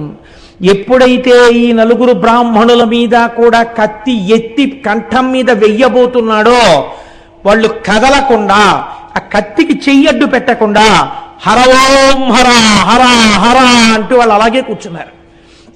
ఉన్నాడు ఈశ్వరుడున్నాడు, ఆయన రక్షించుకుంటాడు, ఆయన రక్షణే మాకు లేనినాడు, దూషణుడు అక్కర్లేడు, చీమ చేతిలో మేము చచ్చిపోతాం చాలు. మాకు పెద్ద విశేషం అండి. కారే రాజులు రాజ్యముల్ గెలువరే గర్వోన్నతిం పొందరే వారేరి సిరి మూట కట్టుకుని పవంజాలిరే భూమిపై పేరైనన్ కలదే శిబి ప్రముఖులను ప్రీతిన్ యశక్కాముల ఈరే కోర్కెలు వరలం తలపరే ఈ కలమున్ భార్గవ. అన్ని దేవాలయాలు కొల్లగొట్టి అన్ని దేవాలయాలు పాడు చేసి లోకమంతా గెలిచాననుకున్న అల్లావుద్దీన్ ఖిల్జీ తన నాలిక తాను కరుచుకు చచ్చిపోయాడు. నేనిన్ని పనులు చేశాననుకున్నటువంటి ఒక చక్రవర్తి మేడమెట్ల మించి కింద పడి చచ్చిపోయాడు. ఏ రూపంలో మృత్యు వచ్చిందో ఎవడికెరుక? ఏ క్షణంలో ఏ రూపంలోనైనా మృత్యువు రాగలదు. ఈశ్వరుడే తెలుసుకుంటే ఏ రూపంలో వస్తున్నటువంటి మృత్యువునైనా ఆయన తప్పించగలడు. ఈశ్వరానుగ్రహం ఉందా రక్షింపబడతాడు, ఈశ్వరానుగ్రహం లేదా వెళ్ళిపోతాడు. కాబట్టి ఇప్పుడు ఏమైంది, వాళ్ళు హరవాం హర అని ఉండిపోతే వాళ్ళు ఒక చిన్న పార్థివలింగాన్ని చేసి మట్టితో దాన్ని ఆరాధన చేస్తున్నారు. మీరు ఇది నమ్మవలసింది. చాలా జాగ్రత్తగా మీరు గమనించండి. ఈశ్వరుణ్ణి వాళ్ళు ఎక్కడ చూశారు?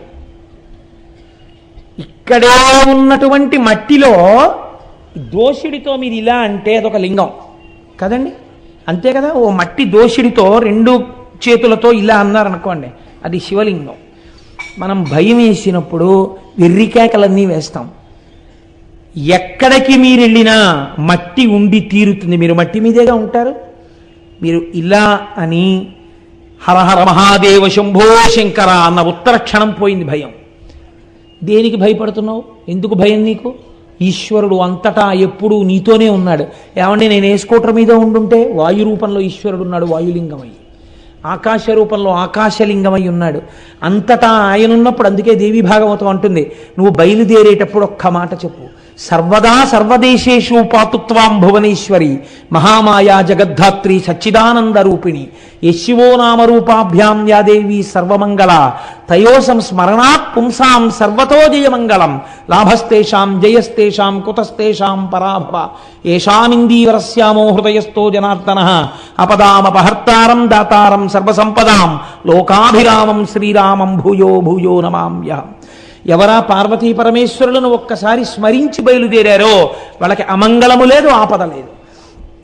కనుక ఏమైంది, ఇక్కడ ఉన్నటువంటి ఈ చిన్ని పార్థివలింగంలోంచి మహాకాల స్వరూపముతో బయటికి వచ్చాడు ఆయన. అంటే ఇప్పుడు ఈ చూడబడేటటువంటి రూపం సామాన్యమైన రూపము కాదు. ఇది మీరు గుర్తుపెట్టుకోవాలి. శ్రీకృష్ణ పరమాత్మ విశ్వరూపాల్ని అనేకంగా చూపించారు మహాభారతంలో.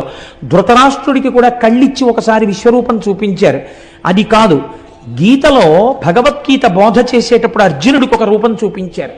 ఆ రూపాన్ని చూస్తే అంతటి క్షత్రియుడు కోట్ల మందిని తెగటార్చగలిగినటువంటి వాడు భయపడిపోయి నేల మీద వాలిపోయి, అయ్య బాబోయ్ ఈ రూపాన్ని నేను చూడలేను, నాకు భయం వేస్తోంది, ఉపసంహారం చేసేసాయి దీన్ని అన్నాడు. ఈ రూపంతో భీష్మంచ ద్రోణంచ జయద్రథంచ వీళ్ళందరినీ నేను ఎప్పుడో తినేశాను, నువ్వు నిమిత్త మాత్రం భవ సవ్యసాచి, నువ్వెవడే చంపడానికి, చంపుతున్న వాడిని నేను, చూడు ఎలా చంపేస్తున్నాను అని చూపించాడు. విశ్వమంతటా ఎన్ని ప్రాణులను ఈ కాలరూపంతో తినేస్తున్నాడో చూపిస్తే సవ్యసాచి కురుక్షేత్ర యుద్ధంలో అంతమంది మొనగాళ్ళని పడగట్టినవాడు భయపడిపోయాడు. మీరెంత నేనెంత కాలస్వరూపం లింగరూపములో బయటికి వస్తే అది ఇదే మార్కండేయ పురాణంలో యముణ్ణి కూడా తన్నింది, పడగొట్టింది. మృత్యువుకు మృత్యువై నిలబడింది, కాలమునకు కాలమై నిలబడింది, మహాకాలమై నిలబడింది. శివలింగంలోంచి ఆవిర్భవించాడు. ఎందుకంత కోపం? ఎప్పుడైనా వచ్చిందా అంత కోపం స్వామికి? తన భక్తులను చెనకడమా, ఇది ఆయన కోపం. ఈశ్వరుడికి ఇంత కోపము రావడానికి కారణమేమి? ఆయన భక్తుల జోలికి వెళ్ళడమే. అంతే. మహాకాల రూపంలో వచ్చి ఏమీ చెయ్యలేదుట, హుం అన్నాడంతే. బూడిద రాసులై పడిపోయాయి దూషణుడి సైన్యాలు. అంటే ఎంత వేడితో వచ్చిందో చూడండి. మరి అదే వేడి ఈ నలుగురిని చెనకదా? వేడికి ధర్మం కాల్చడం కదా, ఈ నలుగురు కూడా కాలిపోవాలి కదా. మరి కాలరు. ఎందుకని? అది పరమాత్మ స్వరూపం. అగ్నిహోత్రము ఒకడిని కాల్చి ఒకడిని వదలదు, కానీ ఈశ్వరానుగ్రహము. అందుకే నిన్నటి రోజున చెప్పాను, చేతిలో పట్టుకున్న ధనస్సు ఒకడికి భయకారకము, వేరొకడికి రక్షణ హేతువు. అలా ఆయన యొక్క హుంకారము దూషణుడి సైన్యాన్ని కాల్చింది, ఈ నలుగురిని కాపాడుకుంది. ఇది చూశారు. అబ్బబ్బబ్బా ఏమి స్వరూపం ఈ స్వరూపం! చచ్చిపోయే వాళ్ళని చంపకుండా మిగల్చగలిగినటువంటి రూపం ఈ రూపం. ఈ కోణం దర్శించారు వాళ్ళు. చంపేసే రూపంగా చూడలేదు, చచ్చిపోయే వాళ్ళని వదలగలది ఈ రూపం. ఇంతమందిలో నలుగురు వదిలింది తన భక్తుల్ని. కాబట్టి ఇది మహాకాళ స్వరూపం. ఈశ్వరానుగ్రహం ఉన్నవాడికి అపమృత్యువు లేదు. ప్రదోష వేళలో శివమహాపురాణ అంతర్గతంగా ఇటువంటి క్షేత్రములకు సంబంధించిన మాటలు వినడము చేత మీరు శాబ్దికంగా ఉజ్జయినిలో మహాకాళ దర్శనం చేసేసినట్టే. ఆ ఫలితము ఉత్తర క్షణం మీ ఖాతాల్లో పడిపోతుంది. కాబట్టి ఇప్పుడు ఏమైంది? ఆ స్వరూపాన్ని చూసి పొంగిపోయారు దేవతలు. కాలరూపంలో వెళ్ళడం మేము చూశాం, ఇప్పుడు అది సాకారమై నిలబడింది, ఇలా కనపడదు ఇప్పుడు. కాబట్టి వాళ్ళందరూ వచ్చి స్తోత్రం చేశారు, ఈశ్వరా ఈ రూపం మీరు ఇక్కడ లింగ రూపంలో వెలియండి. దేని కొరకో తెలుసా? పాపం ఎదరెదర వీళ్ళు నలుగురే కాదు, మిమ్మల్ని నమ్మిన వారు ఎందరో ఉంటారు. నేను మొట్టమొదట మీతో ఒక మాట విజ్ఞాపన చేయడానికి కారణం అదే. ఆచారము తెలిసి భక్తితో వెళ్ళేవాళ్ళు, ఆచారము తెలియక భక్తితో వెళ్ళేవాళ్ళు. కానీ ఇద్దరూ సజ్జనులే, కానీ తెలుసున్నది అనుష్ఠానములో మాత్రం పెట్టాలి. ఇటువంటి సజ్జనులు, నీ మీద పూనిక ఉన్నవాళ్ళు, ఉన్నాడని నమ్మిన వాళ్ళు ఎవరొస్తున్నారో వాళ్ళు కాలమునందు పడిపోకుండా చూడవలసినటువంటి బాధ్యత, అటువంటి అనుగ్రహ ప్రసరణము కొరకు నీవు ఇక్కడ స్వయంభూలింగంగా ఉండాలని అడిగారు. తప్పకుండా ఉంటానని ప్రసన్నమూర్తి అయి వెంటనే మహాకాళలింగముగా ఆవిర్భవించాడు. ఆ మహాకాళలింగమే ఉజ్జయినిలో 3 అంతస్తులుగా ఉంటాయి శివలింగాలు. కింద నుండేటటువంటిది మహాకాళలింగం, మధ్యలో ఓంకారలింగం, ఆ పైన నాగేంద్ర స్వరూపమైనటువంటి లింగం, 3 లింగాలుగా ఉంటుంది. ఈ కింద నుండేటటువంటి మహాకాళలింగాన్ని భక్తులు వెళ్ళి దర్శనం చేసుకుంటూ ఉంటారు. ఈ ఉజ్జయినిలో ఉన్న శివలింగము దగ్గరే ఒక ఆశ్చర్యకరమైన సంఘటన జరిగింది. చంద్రసేనుడు అని ఒక మహారాజు గారు, ఆయన ఈ ఉజ్జయిని రాజ్యాన్ని పరిపాలిస్తున్నాడు. గొప్ప శివభక్తుడు, ప్రతిరోజు శివార్చన చేసేవాడు. ఈ శివార్చనకి మెచ్చి పరమశివుడికి అత్యంత సన్నిహితుడైనటువంటి మణిభద్రుడు అన్నాయన, మా స్వామిని కొలిచేటటువంటి వాడు వీడు అని ఆయనకు ఒక మణిని బహూకరించాడు. ఈ మణిని నువ్వు కంఠంలో పెట్టుకుంటే ఇది రాగి, ఇత్తడి, ఇనుము దేన్ని తగిలినా బంగారంగా మారిపోతుంది. దేశంలో క్షామ ఉండదు, లేకపోతే అతివృష్టి ఉండదు, నీ దేశంలో అందరూ సుభిక్షంగా ఉంటారని ఆ మణినిచ్చాడు. ఆ మణికట్టుకు తిరుగుతుండేవాడు చంద్రసేనుడు. హాయిగా ఆయన రాజ్యం అంతా ఎంతో సంతోషంగా ఉంది. ఒకడు బాగుపడ్డమే కదండి మిగిలిన వారు ఏడవడానికి కారణమవుతుంది. కాబట్టి ఇప్పుడు లోకంలో ఉన్న రాజులందరూ ఒక తాటి మీదకి వచ్చారు. దీని కొరకు వచ్చారు? వాడు అంత సుఖంగా ఉండడం ఏమిటి? మీరు చూడండి లోకం ఎంత చిత్రంగా ఉంటుందో. ఎందుకు సుఖపడుతున్నాడలా అని అడిగి తాను కూడా మార్గంలో వెళ్ళిన వాళ్ళు కారు. ఆయన ఎందుకు అలా సుఖపడాలి? కాబట్టి ఆయన దగ్గర ఉన్న మణి మనం ఎత్తుకొచ్చేస్తే దీనికి ఒక పూత పూశారు. ఏం పూత పూశారు? క్షాత్రధర్మము. క్షాత్రం ఉన్నది మేము క్షత్రియులం, మేము రాజులం. బలమైనటువంటి వస్తువు, గొప్ప వస్తువు ఎవరి దగ్గర ప్రకాశిస్తోందో దాన్ని తెచ్చే అధికారం మాకుంది. ఒక్కడు వెళ్ళడానికి భయం, ఆయన శివభక్తుడు. అక్కడ మహాకాళలింగం వచ్చిందోసారి, కాబట్టి అందరం కట్టకట్టుకుని ఎడితే గొడవ ఉండదు, భయం ఉండదు ఇంకా. కాబట్టి ఇప్పుడు అందరూ కలిసి బయలుదేరారు. తప్పు పని చెయ్యడానికి కలిసినంత తొందరగా మంచి పనికి కలియడం అన్నది లోకంలో ఉండదు. శ్రేయాంసి బహువిఘ్నాని, మంచి పని చేద్దామంటే విఘ్నాలు ఎక్కువ, అల్లరి ఎక్కువ. కాబట్టి ఇప్పుడు వీళ్ళందరూ కలిసి అవంతి మీద దండెత్తారు. దండెత్తి ఆ రాజు కోటని అన్ని వేపులా తలుపులు మూసేశారు, పట్టణానికి అన్ని వేపులా మొహరించారు. దేని కొరకు మొహరించారు? ఆ మణిని ఎత్తుకుపోవడానికి వచ్చారు వీళ్ళందరూ. రాజు చూసేట లోపల వేగుల వలన తెలుసుకున్నాడు. ఒక్కరు కాదు, ఇద్దరు కాదు, మొత్తం రాజులందరూ వచ్చేశారు. వచ్చేసి నీ కోటని చుట్టుముట్టారు. ఇప్పుడు గెలవడం చాలా కష్టం, బయటికి వెళ్ళి యుద్ధం చేస్తే. మణి కోసమే వచ్చారని చెప్పాడు. ఆయన అన్నాడు, ఒకడో ఇద్దరో ముగ్గురో అయినచో ఉత్సాహమే పారా ఆజికి చేరంజని నిల్వరించిరుపులం చండాడుదున్. కానీ ఈ సకలోర్వీపతులేకమై ఇటులను చండ ప్రతాపానల ప్రకట జ్వాలల చుట్టుముట్ట తరమే వరింప ఏకాకి. రాజు యుద్ధం వచ్చిందని పారిపోకూడదు, యుద్ధం వచ్చిందని బెంగ పెట్టుకోకూడదు. ఎందుకని? యుద్ధ సమయంలో భూపసభాంతరాలమున పుష్కళమక్షతురత్తమాజి బాహాపటు శక్తియున్ యశమునందనురక్తియు ప్రకృతి సిద్ధగుణంబులు సజ్జనాళికిందంటాడు భర్తృహరి. కాబట్టి భూపసభాంతరాళమున పుష్కళమక్షతురత్వము, నాకు చాలా వచ్చు కానండి, నలుగురిని చూసేటప్పటికే భయపడిపోతానండి అంటే ఆ విద్యుత్తుకు పనికి వస్తుంది. పెద్ద సభలో కూడా నిర్భయంగా మాట్లాడగలిగినటువంటి అదృష్టం సజ్జన లక్షణం అన్నాడు ఆయన. భూపసభాంతరాళమున పుష్కళమక్షతురత్వము ఆజి బాహాపటు శక్తియున్, క్షత్రియుడైనటువంటి వాడు యుద్ధం ఎప్పుడు వస్తుందా, వెళ్ళి ఎప్పుడు చీల్చి చెండాడదామా అని చూడాలి. యతీనాం భూషణం జ్ఞానం సంతోషోహి ద్విజన్మనాం ఉద్యమం శత్రుహననం భూషణం భూతిమిచ్చతాం అన్నాడు వ్యాసుడు దేవి భాగవతంలో. ఇవి 4 లక్షణములు వీళ్ళకు ఉండి తీరాలన్నాడు. యతీనాం భూషణం జ్ఞానం. యతి అనగా ఏమి? కేవల జ్ఞానముతో ఉండాలి, ఇంకేది అడగకూడదు. యతికి భూషణము జ్ఞానమే. యతీనాం భూషణం జ్ఞానం సంతోషోహి ద్విజన్మనాం. బ్రాహ్మణుడైనటువంటి వాడు ఎప్పుడూ సంతోషంగా ఉండాలి. ఈశ్వరుడు ఉన్నాడు నన్ను రక్షిస్తాడని. అంతేగాని నాకు ఇంకా అది రాలేదు, ఇంకా ఇది రాలేదని ఏడుస్తూ కూర్చుంటే వాడేం చేస్తాడు లోకానికి. సంతోషోహి ద్విజన్మనాం ఉద్యమం శత్రుహననం. శత్రువులు వచ్చినప్పుడు మీద పడి శాతన ఖగ్ర ఖండితల సన్మజ కుంజర కుంభముక్త ముక్తాతత శైల అంటారు తిక్కన గారి విరాటపర్వంలో. ఏనుగు యొక్క కుంభస్థలం మీదకి దూకి తన యొక్క వాడిగోళ్లతో తీల్చి ముత్యాలు వెదజల్లుదామని చూసేటటువంటి సింహంలా ఉండాలి క్షత్రియుడు, మహారాజు అన్నవాడు. కాబట్టి నాకు బెంగలేదు, యుద్ధానికి వెళ్ళడం అంటే సంతోషమే. కానీ ఒక్కరో ఇద్దరో ముగ్గురో వస్తే అలా వెడతాను. లోకములో ఉన్న రాజులందరూ కట్టకట్టుకుని యుద్ధానికి వస్తే ఏకాకిని పోరాడడం తేలిక. కాబట్టి ఇప్పుడు ఎంత గొప్ప మాట చెప్తున్నాడో చూడండి. ధర్మలోపం లేదు ఆయన యందు. ధర్మలోపం ఎవరి యందు ఉంది? బయట ఉన్న వాళ్ళ యందు ఉంది. క్షాత్రమని అడ్డు పెట్టుకుని మణి కోసం వచ్చారు వాళ్ళు దారి దొంగలు. ఈయనో యుద్ధం చేయడానికి, దేహత్యాగం చేయడానికి, లేదా వాళ్ళని ఓడించడానికి నాకు బెంగలేదు. కానీ ఇంతమంది వచ్చినప్పుడు యుద్ధం చేయడం ఏకాకికి ఎలా కుదురుతుంది? చెయ్యొచ్చా? తెగబడి సైన్యాన్ని ప్రజల్ని తీసుకెళ్లి యుద్ధం చేస్తే ఇంతమంది చచ్చిపోతే రాజు దూరదృష్టి ఉన్నవాడని రేపు లోకం అంటుందా? కాబట్టి నేను ఇప్పుడు ఏం చెయ్యాలి?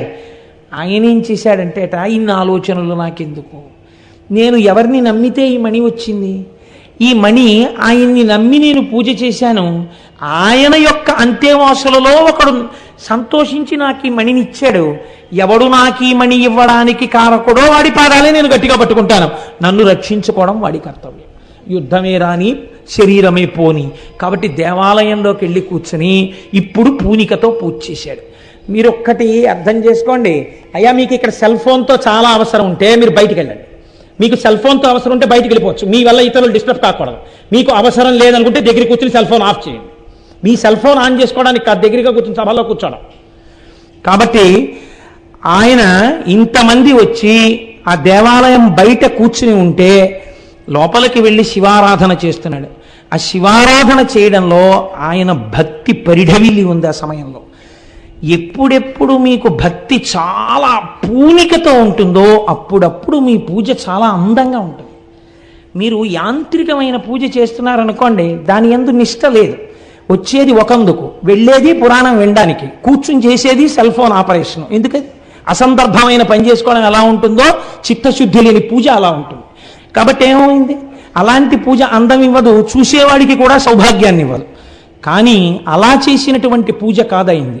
ఆయన పూనికతో చేస్తున్నాడు. నాకు ఈ శివుడున్నాడు, నన్ను రక్షించి తీరుతాడు. ఈ పూనికతో పూజ చేస్తున్నాడు. సంతోషంతో ఒక్కొక్క మారేడు దళం తీస్తున్నాడు.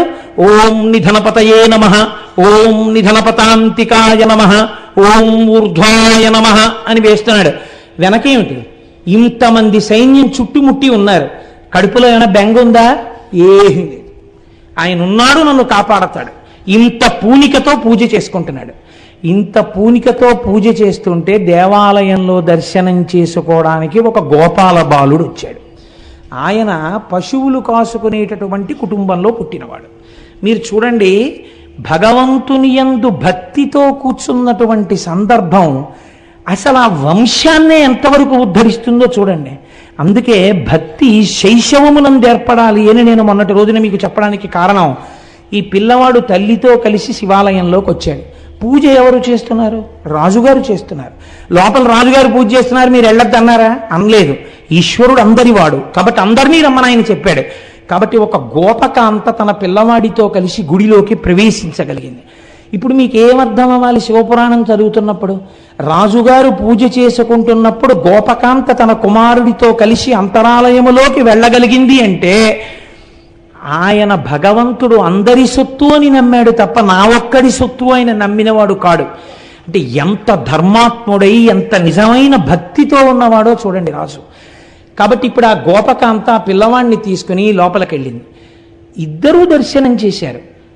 అంటే అందరూ వింటారు, ఆవిడ లీలావతి వింది. లీలావతి గర్భంలో ఉన్న ప్రహ్లాదుడు విన్నాడు నారదుడు చేసిన ఉపదేశం. కానీ లీలావతి తలకెక్కిందా? గర్భస్థమైనటువంటి ప్రహ్లాదుడి తలకెక్కింది ఉపదేశం. అలా చూడండి, ఇద్దరూ వచ్చారు. పరిణతిని పొంది పెద్దదైనటువంటిది గోపకాంత. గోపకాంత యొక్క చిన్ని పిల్లవాడు ఈ పిల్లవాడు. ఇద్దరూ వచ్చి అక్కడ నిలబడ్డారు. ఇద్దరూ నమస్కారం చేశారు. ఇద్దరూ బయటికి వెళ్ళిపోయారు. భగవంతుడి అనుగ్రహం ఎవరి మీద ఎలా వర్షిస్తుంది అంటే లోపల ఉండేటటువంటి మనస్సు యొక్క స్థితిని బట్టి ఉంటుంది. ఇప్పుడు ఇద్దరూ దర్శనం చేసిన గోపకాంత మనస్సు చిన్నపిల్లవాడి మనస్సు అంతగా భగవంతుని యందు కేంద్రీకరింపబడలేదు. ఆ పూజ చూస్తూ పిల్లవాడి మనస్సు ఉప్పొంగిపోయింది. ఉప్పొంగిపోయి అబ్బా రాజుగారు ఎంత బాగా పూజ చేస్తున్నాడో నేను కూడా అంత బాగా పూజ చెయ్యాలి అనుకున్నాడు. వాడికి ఏమొచ్చు పూజ చేయడం? ఇంటికి వెళ్ళిపోయారు. ఆ గొల్లకాంత లోపలికి వెళ్ళి తన పని తాను చక్క పెట్టుకుంటోంది. పిల్లవాడిని విడిచిపెట్టింది. ఈ పిల్లవాడు ఆడుకుంటూ ఆడుకుంటూ ఎక్కడో వాడి దృష్టి అంతా దేని మీద ఉంది? రాజుగారు ఎలా లింగార్చన చేశాడో మనం అలా లింగార్చన చెయ్యాలి. ఇప్పుడు వాడు శివలింగం కోసం వెతుకుతున్నాడు అర్చన చేయడానికి. వాడికి శివలింగంగా ఏది కనపడింది? ఒక గుండ్రాయి కనపడింది. అక్కడ ఓ రాయి పడింది. ఆ రాయి వాడికి శివలింగంలా కనపడింది. వాడు వెంటనే రాతిని చూడలేదు, లింగాన్ని చూశాడు. వాడు ఆ శివలింగం అని అక్కడ పెట్టాడు. వాడికి ఏమొచ్చి ఇప్పుడు పూజ? వాడికి ఏమి రాదు పూజ. అందుకని అలా వెళ్ళాడు. ఆయన మారేడు దళాలు వేయడం చూశాడు. 4 చెట్ల ఆకులు పట్టుకొచ్చాడు. వాడికి శివ అనడం తప్ప ఇంకేమీ తెలియదు. నేను మీకు మొట్టమొదట చేసుకున్న విజ్ఞాపన ఇదే. ఇప్పుడు ఇక్కడ ఆచారం ఉన్నదని మీరు చెప్పగలరా? రాజు చేస్తున్న పూజ యందు సదాచారం ఉంది. గొల్లపిల్లవాడు చేస్తున్నటువంటి పూజ యందు సదాచారం ఉన్నదా? కేవల భక్తి ఉన్నది. అక్కడ భక్తితో కూడిన సదాచారం ఉన్నది. ఎక్కడ ఏ స్థాయిలో ఉండాలో ఆ స్థాయిలో ఉన్నాయి రెండూను. అందుకని ఒక ఆయన మడిబట్ట కట్టుకునే అవకాశం ఉండి పూజ చేసుకుంటున్నాడు అనుకోండి, మీరు పరిహసించకూడదు. ఆయనకు అవకాశం ఉంది, చక్కగా ఓ మడిబట్ట కట్టుకుని పూజ చేసుకుంటున్నాడు. నీకు మడిబట్ట కట్టుకునేటటువంటి అవకాశం ఆ రోజు కలగలేదు. ఇంటి నిండా మనవలు ఉన్నారు, వచ్చి ముట్టుకుంటున్నారు. నవ్వుతూ హాయిగా సంతోషంగా పూజ చేసుకో. చిన్నపిల్లలు ఈశ్వర రూపంలో నన్ను తాకారనుకుని పూజ చేసేసుకో. అప్పుడు నీకు సమస్య లేదు. భక్తి యందు ఈ స్థాయి భేదాన్ని మీరు అర్థం చేసుకోవాలి. లేకపోతే అది అర్థం ఉండదు. అందుకే నేను చెప్పాను, రోగానికి పథ్యము మందు రెండు ఎలా అవసరమో కానీ భక్తి యందు మాత్రం ఒక్కొక్కసారి పథ్యం లేనటువంటి మందు సరిపోతుంది. ఎలా? ఆచారం లేని భక్తి సరిపోతుంది. ఇక్కడ సరిపోయింది. ఎందుకంటే ఆ పిల్లాడికి ఏం తెలియదు. అసలు తెలియకపోయినా ఈశ్వరుడు మన్నించాడంటే భవరోగం తీసేశాడు. ఎలా తీసేశాడు? వాడు ఆ గుండ్రాయిని అక్కడ పెట్టాడు. గుండ్రాయిని అక్కడ పెట్టి తెచ్చుకున్న ఆకులు తీశాడు. శివ శివ శివ, ముందు ఓం లేదు, చివర నమః లేదు. వాడు మడిబట్ట కట్టుకోలేదు. వాడికి ఏమీ తెలియదు. వాడికి అభిషేకం తెలియదు. వాడికి పురుష సూక్తం తెలియదు. వాడికి షోడశోపచారాలు తెలియవు. వాడి దగ్గర నైవేద్యం లేదు. కానీ వాడు ఒక్కొక్క ఆకు తీస్తున్నాడు, వేస్తున్నాడు. శివ శివ శివ అంటున్నాడు. ఇలా అంటూ ఉండడంలో వాడికి ఎవరు కనపడుతున్నారు కళ్ళల్లో? రాజుగారు మహాకాళలింగానికి చేస్తున్న పూజ ఇక్కడ కనపడుతోంది. ఇప్పుడు వాడి మనస్సులో వాడు అలాగే మహాకాళలింగానికి చేసేస్తున్నాడు. మీరు అనుకున్న పని, మీరు అనుకున్న కోరిక మీకు తీరగానే మీలో గొప్ప తృప్తి వచ్చేస్తుంది. ఆ తృప్తిలోంచి ఆనందం ఉద్భవిస్తుంది.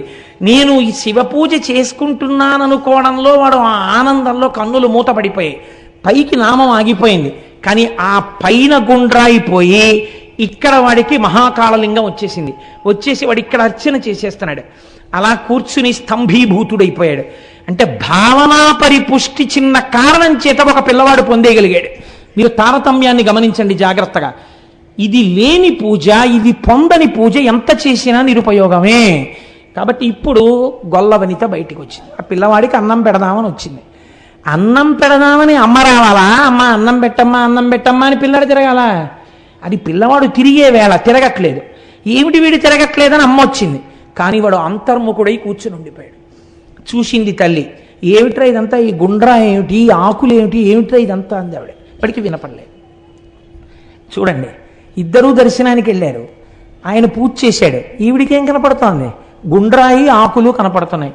ఈ గుండ్రా ఏమిటి, ఆకులు ఏమిటి అని అడిగింది. ఆయన మాట్లాడలేదు. ఏరా మాట్లాడమేమిరా అని చెప్పి భుజం బట్టి లాగింది.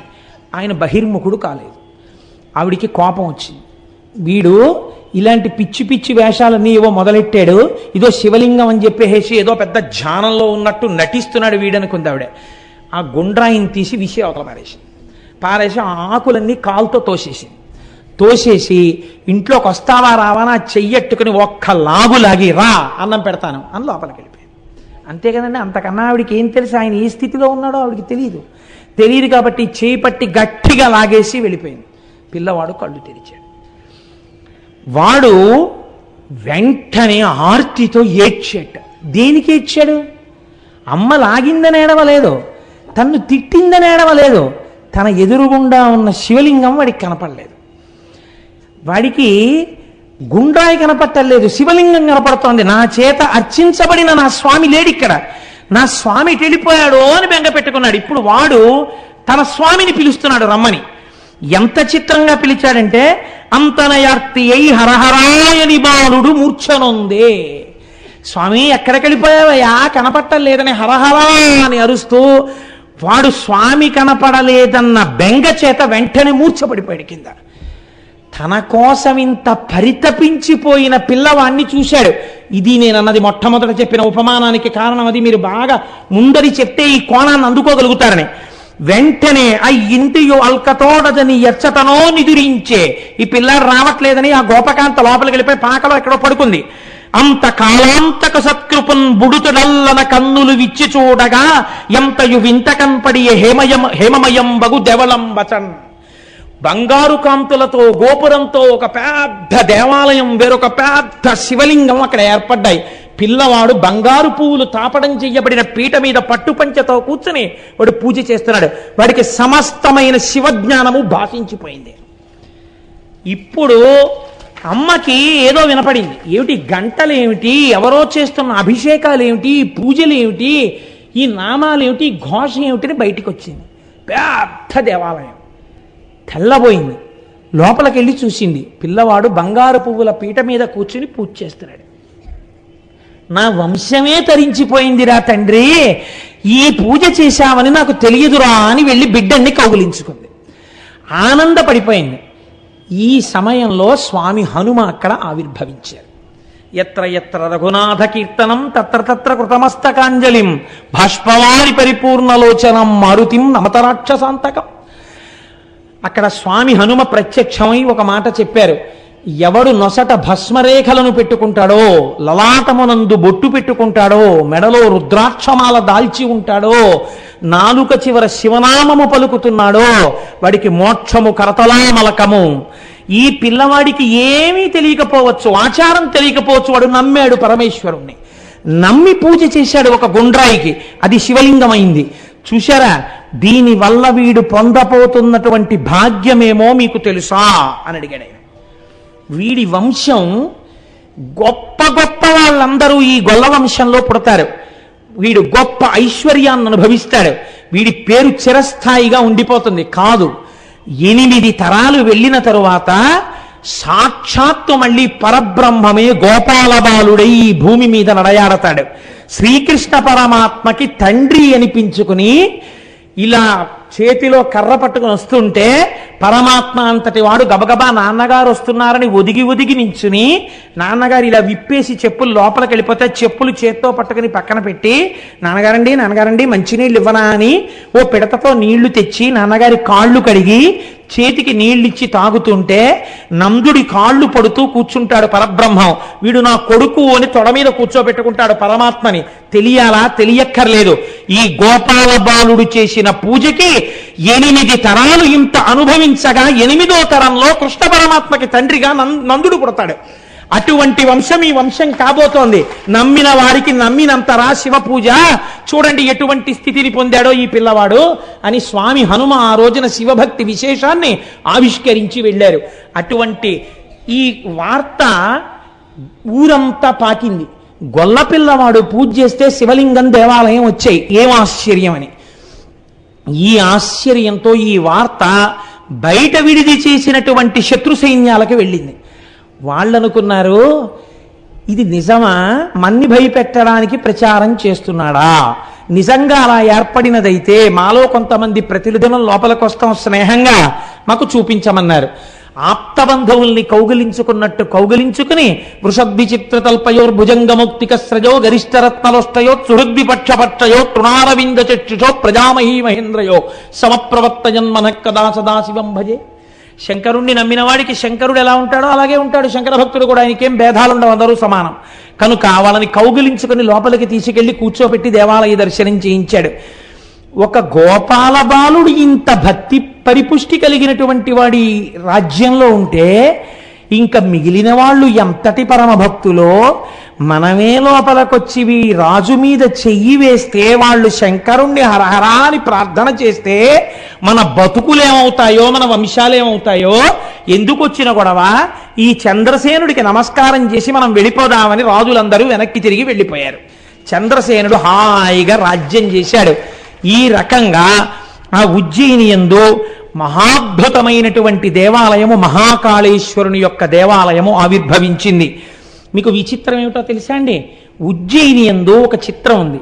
సంవత్సరానికి ఒక్కసారి వర్షాకాలానికి ముందర పర్జన్యానుష్ఠానము అని చెప్పి ఒక అనుష్ఠానం చేస్తారు. వర్షాలు బాగా పడాలి, పంటలు పండాలి అని ఆయన దేవాలయంలో కూర్చుని అనుష్ఠానం చేస్తారు. ఇది పూర్తి అవగానే ఆకాశంలో నల్లటి మబ్బులు పట్టి వర్షాలు పడతాయిట ఇప్పటికీ కూడా ఉజ్జయినిలో.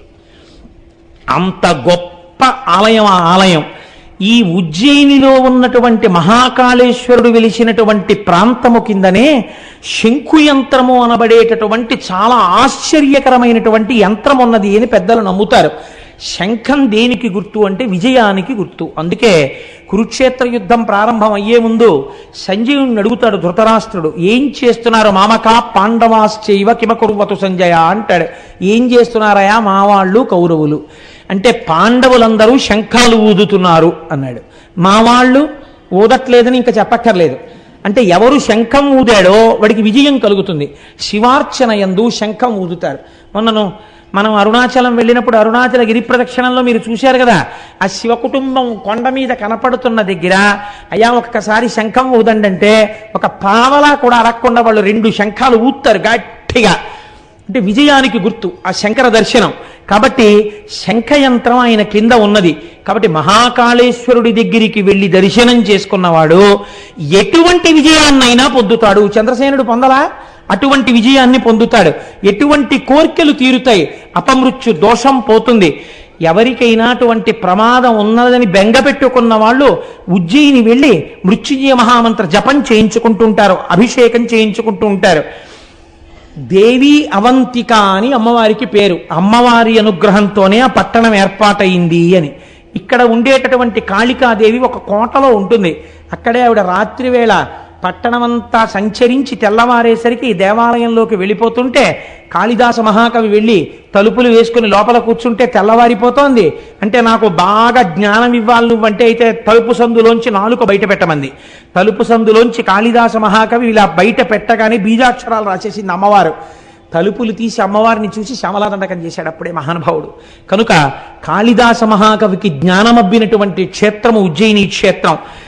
ఇప్పటికీ ఎప్పటి నుంచో, ఎన్ని వేల సంవత్సరాల నుంచో ఉజ్జయినిలో ఉన్నటువంటి అంతరాలయమునందు 2 జ్యోతులు వెలుగుతుంటాయి.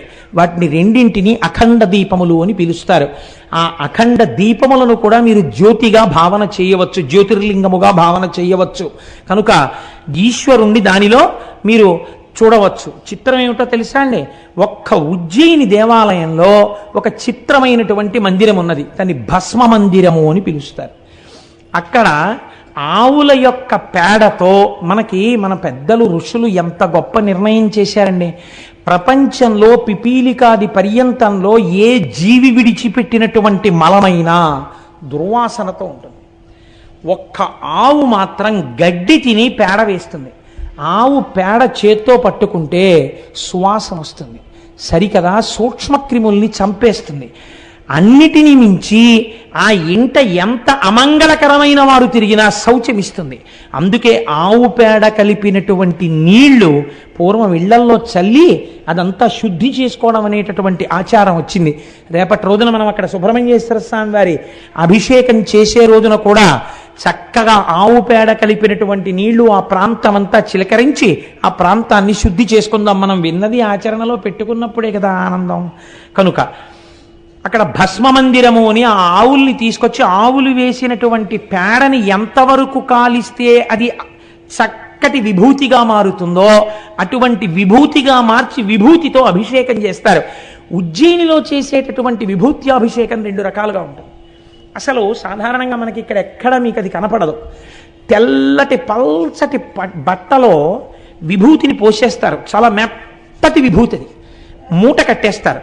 మూట కట్టి శివలింగం మీద పట్టుకుంటారు. పట్టుకుని విభూతితో అభిషేకం ప్రారంభం చేస్తారు. చేస్తున్నప్పుడు వెనక చదువుతుంటారు, నమస్తే అస్తు భగవన్ విశ్వేశ్వరాయ మహాదేవాయ త్రయంబకాయ త్రిపురాంతకాయ త్రికాగ్నికాలాయ కాలాగ్నిరుద్రాయ నీలకంఠాయ మృత్యుంజయాయ సర్వేశ్వరాయ సదాశివాయ శ్రీమన్మహాదేవాయ నమః అని చదువుతుంటే మనమైతే ఓ గ్లాస్ తోటో చెంచాతోటో ఇలా టిక్కు టిక్కు టిక్కు టిక్కు కొట్టి కొద్ది కొద్ది కొద్ది కొద్దిగా విభూతి వేస్తాం. వాళ్ళు అలా కాదు, ఈ విభూతి మూట పట్టుకుని ఆ మూటను కొడతారు.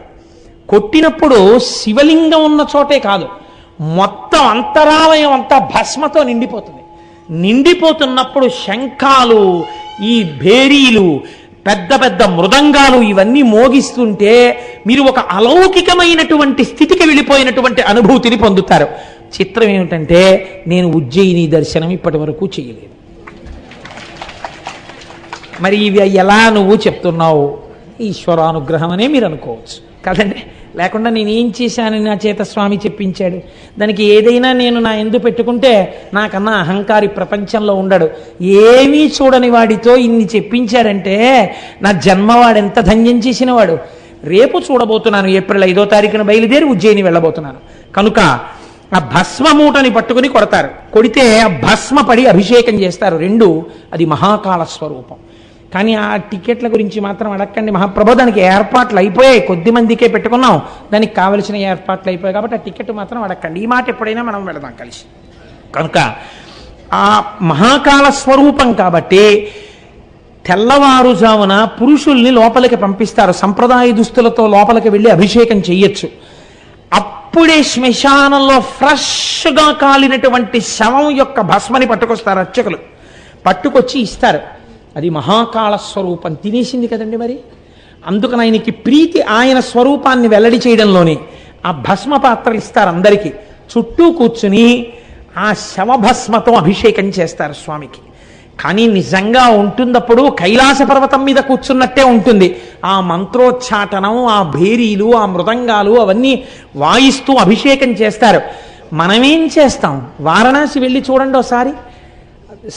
అసుర సంధ్య వేళ దాటిన తర్వాత చేసే అభిషేకం ఎలా ఉంటుందో అసలు ఒళ్ళు గగురు పొడుస్తుంది. ఆ అభిషేకం చూస్తుంటే, ఆ ఢమరుకల నాదాలు వింటుంటే, అనువాకానికి వాళ్ళు చేసే చప్పుళ్ళు వింటుంటే అబ్బా ఏమిరా ఈ అభిషేకం అనిపిస్తుంది మనకి. అది శివానుగ్రహం పొందడం అంటే. శాబ్దికంగా ఒళ్ళు పులకరించిపోయి వెంట్రుకలు నిలబడిపోతాయి. శవభస్మతో స్వామి శంకరుడికి అక్కడ అభిషేకం జరుగుతుంది.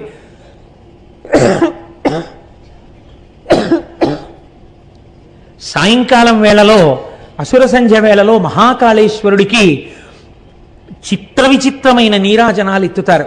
నక్షత్రహారతులు, కర్పూరహారతులు, జ్యోతిహారతులు, ఎన్ని రకాల హారతులు మంత్రోచ్చాటనాలతో ఎత్తి చూపిస్తుంటారు. దానికోసం ప్రత్యేక మహంతులు వస్తారు. వచ్చి ఈ దీపారాధనతో కూడినటువంటి జ్వాలని నీరాజనంగా చూపించే ముందు ఒక్క మహాకాళ క్షేత్రంలో మాత్రం ఒక నియమం ఉంది.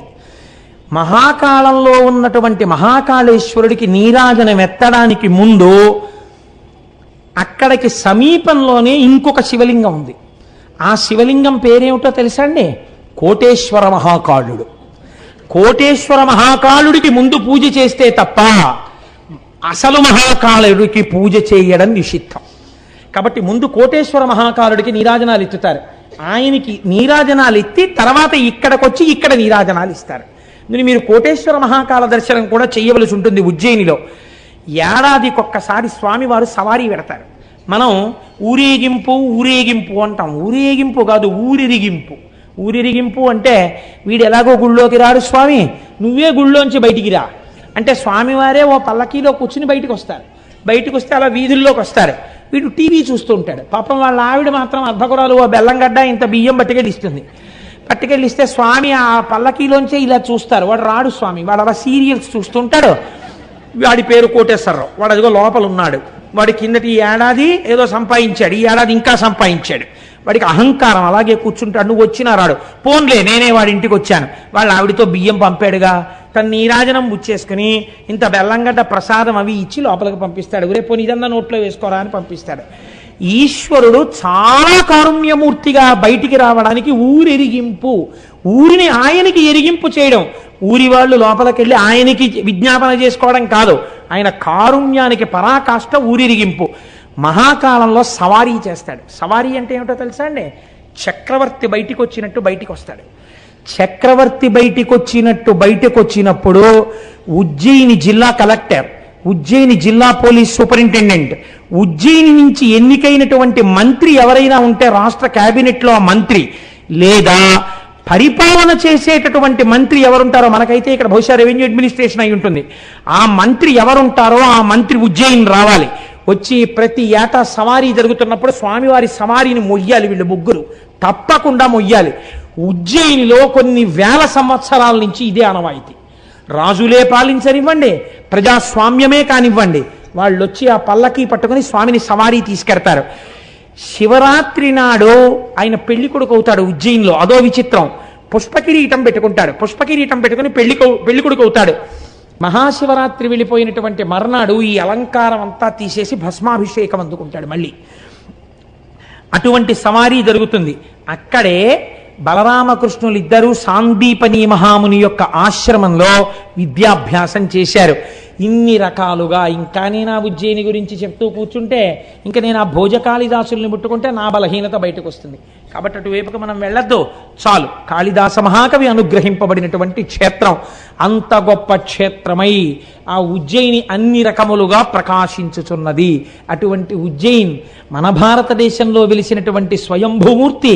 ఒక్కసారైనా వెళ్ళి చక్కగా అక్కడ ఉండి ఆ శివలింగాల్ని, ఆ క్షేత్రాన్ని, ఇవన్నీ మనం దర్శనం చేసి రావలసి ఉంటుంది. కాబట్టి మనం ఇవాళ ఆ ఉజ్జయినిని దర్శనము చేసి దాటగలిగాం. ఇప్పుడు మనం ఉజ్జయిని నుంచి ఒక్కసారి అలా హిమాలయ పర్వత సానువుల మీద వెలిసినటువంటి కేదారలింగ దర్శనం చేసుకుని వీలైతే ఇవాళ పూర్తి చేసేద్దాం. ఎందుకంటే కనీసం రోజుకి 2, 3 చెప్పకపోతే నాకు గోపాలకృష్ణ గారి వాక్కు సత్యం అయిపోతుందేమోనో భయం పట్టుకుంది. ఇది ఏడాది అయిపోదు కదా ఈ శివమహాపురాణం, కొంతైనా చెప్తాను అసలు నేనని. అందుకని ఈ కేదారేశ్వర లింగం గురించి ఒక మాట చెప్తారు. మహాద్రి పార్శ్వే చతటే రమంతం సంపూజ్యమానం సతతం మునీంద్రైః సురాసురైర్యక్షమహోరగాద్యైః కేదారమీశం శివమీశమీడే. ఇది హిమాలయ పర్వతములలో వెలిసినటువంటి లింగము. నరనారాయణులిద్దరూ కూడా కారణము వలన సాక్షాత్తుగా ఈ భూమండలం మీద బదరీ క్షేత్రమునందు తపస్సు చేసినప్పుడు ద్యోతకమైనటువంటి శివలింగము. కేదారమునందున్నటువంటి శివలింగమును దర్శనము చేసినా, చేయడానికి వెడుతున్నప్పుడు మరణించినా మోక్షమే. ఇది చిత్రం. అయితే కేదారేశ్వర లింగాన్ని దర్శనం చేసేటప్పుడు మాత్రం ఒక నియమం ఉంది. ఆ నియమంతో దర్శనం చెయ్యాలి. ఆ నియమం లేకుండా మాత్రం దర్శనం చేయకూడదు. నాకు తెలిసి సాధారణంగా 195 మంది అసలు ఈ నియమాన్ని పాటించారు తెలియక. కానీ ఈశ్వరుడు క్షమిస్తాడని నేను అనుకుంటున్నాను ఏమిటి, నేను నమ్ముతున్నాను. చూడండి, ఎందుకు ఈ మాట నేను అంటున్నానంటే, ఒక్కొక్కసారి లోకంలో ఒక చిత్రమైనటువంటి పోకడ ఒకటి ఉంటుంది. మనకి కామక్రోధములు ఇవి పెద్ద విశేషం చెప్పేది ఉంటుందండి, ప్రతి వాళ్ళకి ఉండేవే. లోకము పట్ల మీరు క్రోధాన్ని పెంచుకున్నారనుకోండి, అది పతనహేతు అవుతుంది. నాకు ఎవరి మీదో కోపం ఉందనుకోండి, ఆ కోపంతో ఉంటే తిరిగి జంతువులోకి వెళ్ళిపోతాడు మరణ సమయంలో ఆయన కానీ జ్ఞాపకం వస్తే. కాబట్టి క్రోధము అరిష్టహేతువు. కానీ భగవంతుని యొక్క ఆరాధన యందు క్రోధము విజృంభించింది అనుకోండి ఏదో కారణం చేత, చిత్రం ఏమిటో తెలుసా అండి, అది ఉన్నతికి మార్గాన్ని చూపించేస్తుంది. అదొక చిత్రమైన విషయం. ఆఖరికి క్రోధమైనా సరే ఈశ్వరారాధనతో ముడిపడింది అనుకోండి, ముడిపడితే అది అభ్యున్నతిని తీసుకొస్తుంది. మీకు నేను ఒక ఉదాహరణ చూపిస్తాను ఎందుకు అలా జరుగుతుందో. మనకి జంబుకేశ్వరం అని ఒక క్షేత్రం ఉంది, మీకు అందరికీ తెలుసు. ఆ జంబుకేశ్వరంలో జలలింగం, నీటి రూపంలో పరమాత్మ ఉంటారు కానీ అక్కడ తీర్థం ఇవ్వరు ఆ నీటిని, ఎప్పుడు నీరు ఉబుకుతూనే ఉంటుంది అక్కడ. అక్కడ జంబు మహర్షి తపస్సు చేశారు. ఒక నేరేడు చెట్టు, అలనేరేడు చెట్టు ఎన్ని లక్షల సంవత్సరాల నుంచి ఉందో ఎవ్వరికీ తెలియదు. ఆ నేరేడు చెట్టుకు ఒకసారి ప్రమాదం వచ్చింది. ఆ నేరేడు చెట్టు పైనుంచి ఎండిపోవడం మొదలెట్టింది. ఎన్ని పూజలు చేశారో, ఎన్ని ప్రార్థనలు చేశారో ఆగలేదు. ఎన్ని రకాలుగా పరిశీలించినా చెట్టు ఎండిపోయి ఎండిపోయి ఎండిపోయి ఎండిపోయి కొమ్మలు విరిగిపోయి ఆఖరికి భూమట్టంలో ఇంత బెరడు మిగిలింది. అసలు ఈ క్షేత్రమునకంతటికీ కూడా కదులుతున్న రూపంలో స్వామి ఈ నేరేడు చెట్టుగానే ఉన్నాడంటారు. ఈ చెట్టు చచ్చిపోయింది, ఏం ప్రమాదమో అని బెంగపెట్టుకున్నారు. మనకి కొన్ని కొన్ని క్షేత్రాల్లో చెట్టు రూపంలో ఈశ్వరుడు ఉంటాడు. అందుకే నమ వృక్షాయచ అని పిలుస్తుంది రుద్రాధ్యాయం. మీరు కంచి వెళ్ళారనుకోండి, ఒక మామిడి చెట్టు రూపంలో ఉంటాడు. మీరు మధ్యార్జునం వెళ్ళారనుకోండి, మధ్యార్జునం మద్ది చెట్టు రూపంలో ఉంటాడు. జంబుకేశ్వరం వెళ్ళారనుకోండి, నేరేడు చెట్టు రూపంలో ఉంటాడు. పైగా ఆ నేరేడు చెట్టు యొక్క మొదట ఒక ఏనుగు, ఒక సాలెపురుగు, ఒక శివలింగాన్ని పూజ చేస్తున్నటువంటి గుర్తులు ఉన్నాయి. ఈ నేరేడు చెట్టు చచ్చిపోతే ఎలా అని బెంగపెట్టుకున్నారు. ఇంత బెరడు మిగిలిన తరువాత రుద్రాధ్యాయము ఎంత గొప్పదో నిరూపిస్తూ ఒక ఆశ్చర్యకరమైన సంఘటన జరిగింది. ఈ చెట్టు శివస్వరూపము కనుక ఇది చిగర్చడానికి మనం చేసిన ప్రయత్నాలన్నీ విఫలమైపోయాయి కనుక ఇప్పుడు మీరు దాని మీద పట్టుకెళ్ళి నెయ్యి, పాలు, పెరుగు, పళ్ళరసాలు అన్నీ కూడా పోసేశారనుకోండి, ఉన్న ముక్క కూడా కుళ్ళిపోతుంది కదండి. వాళ్ళేం నమ్మారంటే ఇంకా ఇంతకన్నా బ్రహ్మాస్త్రం మన దగ్గర లేదు. ఇప్పుడు పదార్థాలని వేస్తున్నది పదార్థాలుగా కాదు, రుద్రాధ్యాయాన్ని అనుసంధానం చేస్తూ మనం అభిషేకం చేస్తున్నాం. మనం అలా అభిషేకం చేద్దాం. బతికిందా, బతికి తీరాలి ఈ చెట్టు. బతక లేదా ఇంకింతకన్నా మన దగ్గర అస్త్రం లేదు. మన వల్ల ఏదో అపరాధం జరిగిపోయినట్టే. దానికి రుద్రాభిషేకం చేసేసారు అన్ని పదార్థాలతోటి. మీకు ఒక ఆశ్చర్యకరమైన సంఘటన తెలుసా? ఆ రాత్రి తలుపులు వేసి అర్చకులు వెళ్ళి మర్నాడు తలుపులు తీశారు. బెరడుకి ఆకుపచ్చతనం వచ్చి చిగర్చింది. ఇప్పుడు ఎంత పెద్ద నేరేడు చెట్టు ఉందో.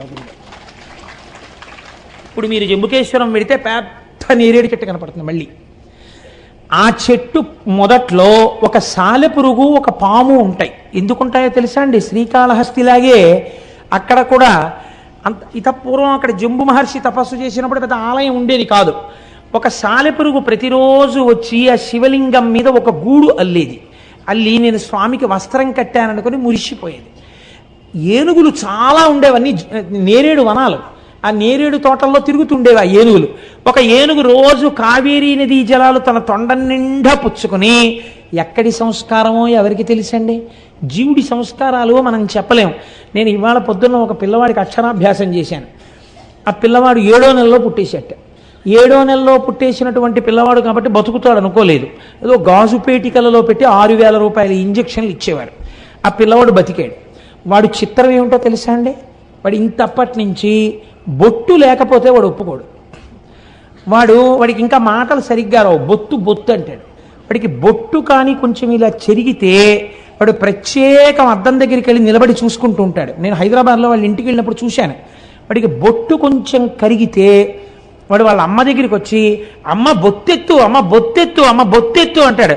వాళ్ళ అమ్మ ఉండరా కాసేపు అంటే గబగబా వెళ్ళి డ్రెస్సింగ్ టేబుల్ లాకేసి తిలకం సీసా తెచ్చేస్తాడు. తెచ్చి అమ్మ బొత్తెత్తు, అమ్మ బొత్తెత్తు అంటాడు. అని వాడు తిలకం బొట్టు పెట్టుకుంటాడు. అంత చిన్న పిల్లవాడిని నేను బొట్టు లేకుండా ఎన్నడూ చూడలేదు. బహుశా నేను అనుకుంటున్నాను వాళ్ళ అమ్మమ్మ గారు ఏర్పాటు చేసిన సంస్కార బలం. ఆ పిల్లవాడు 7వ నెలలో పుట్టేస్తే రోజు భగవాన్ రమణుల నామం చెప్తూ కూర్చునేవారు ఆవిడ. ఆ పిల్లవాడికి మొట్టమొదట పాలు తాగించినప్పుడు కూడా వాడు తాగకపోతే వాడికి రమణ తాతయ్య వచ్చారు, అరుణాచలం నుంచి వచ్చారు, నీకు పాలు ఇవ్వడానికి వచ్చారు అంటే వాడు గుడగుడు తాగిచ్చాడు. ఇవాళ నేను వాడికి అక్షరాభ్యాసం చేయడానికి వెడితే, ఒరే నీ పేరేమిటన్నాను, రమణ అన్నాడు. మీ అన్నయ్య పేరేమిటన్నాను, అన్న రమణ. మీ తాతగారి పేరేమిటన్నాను, తాత రమణ.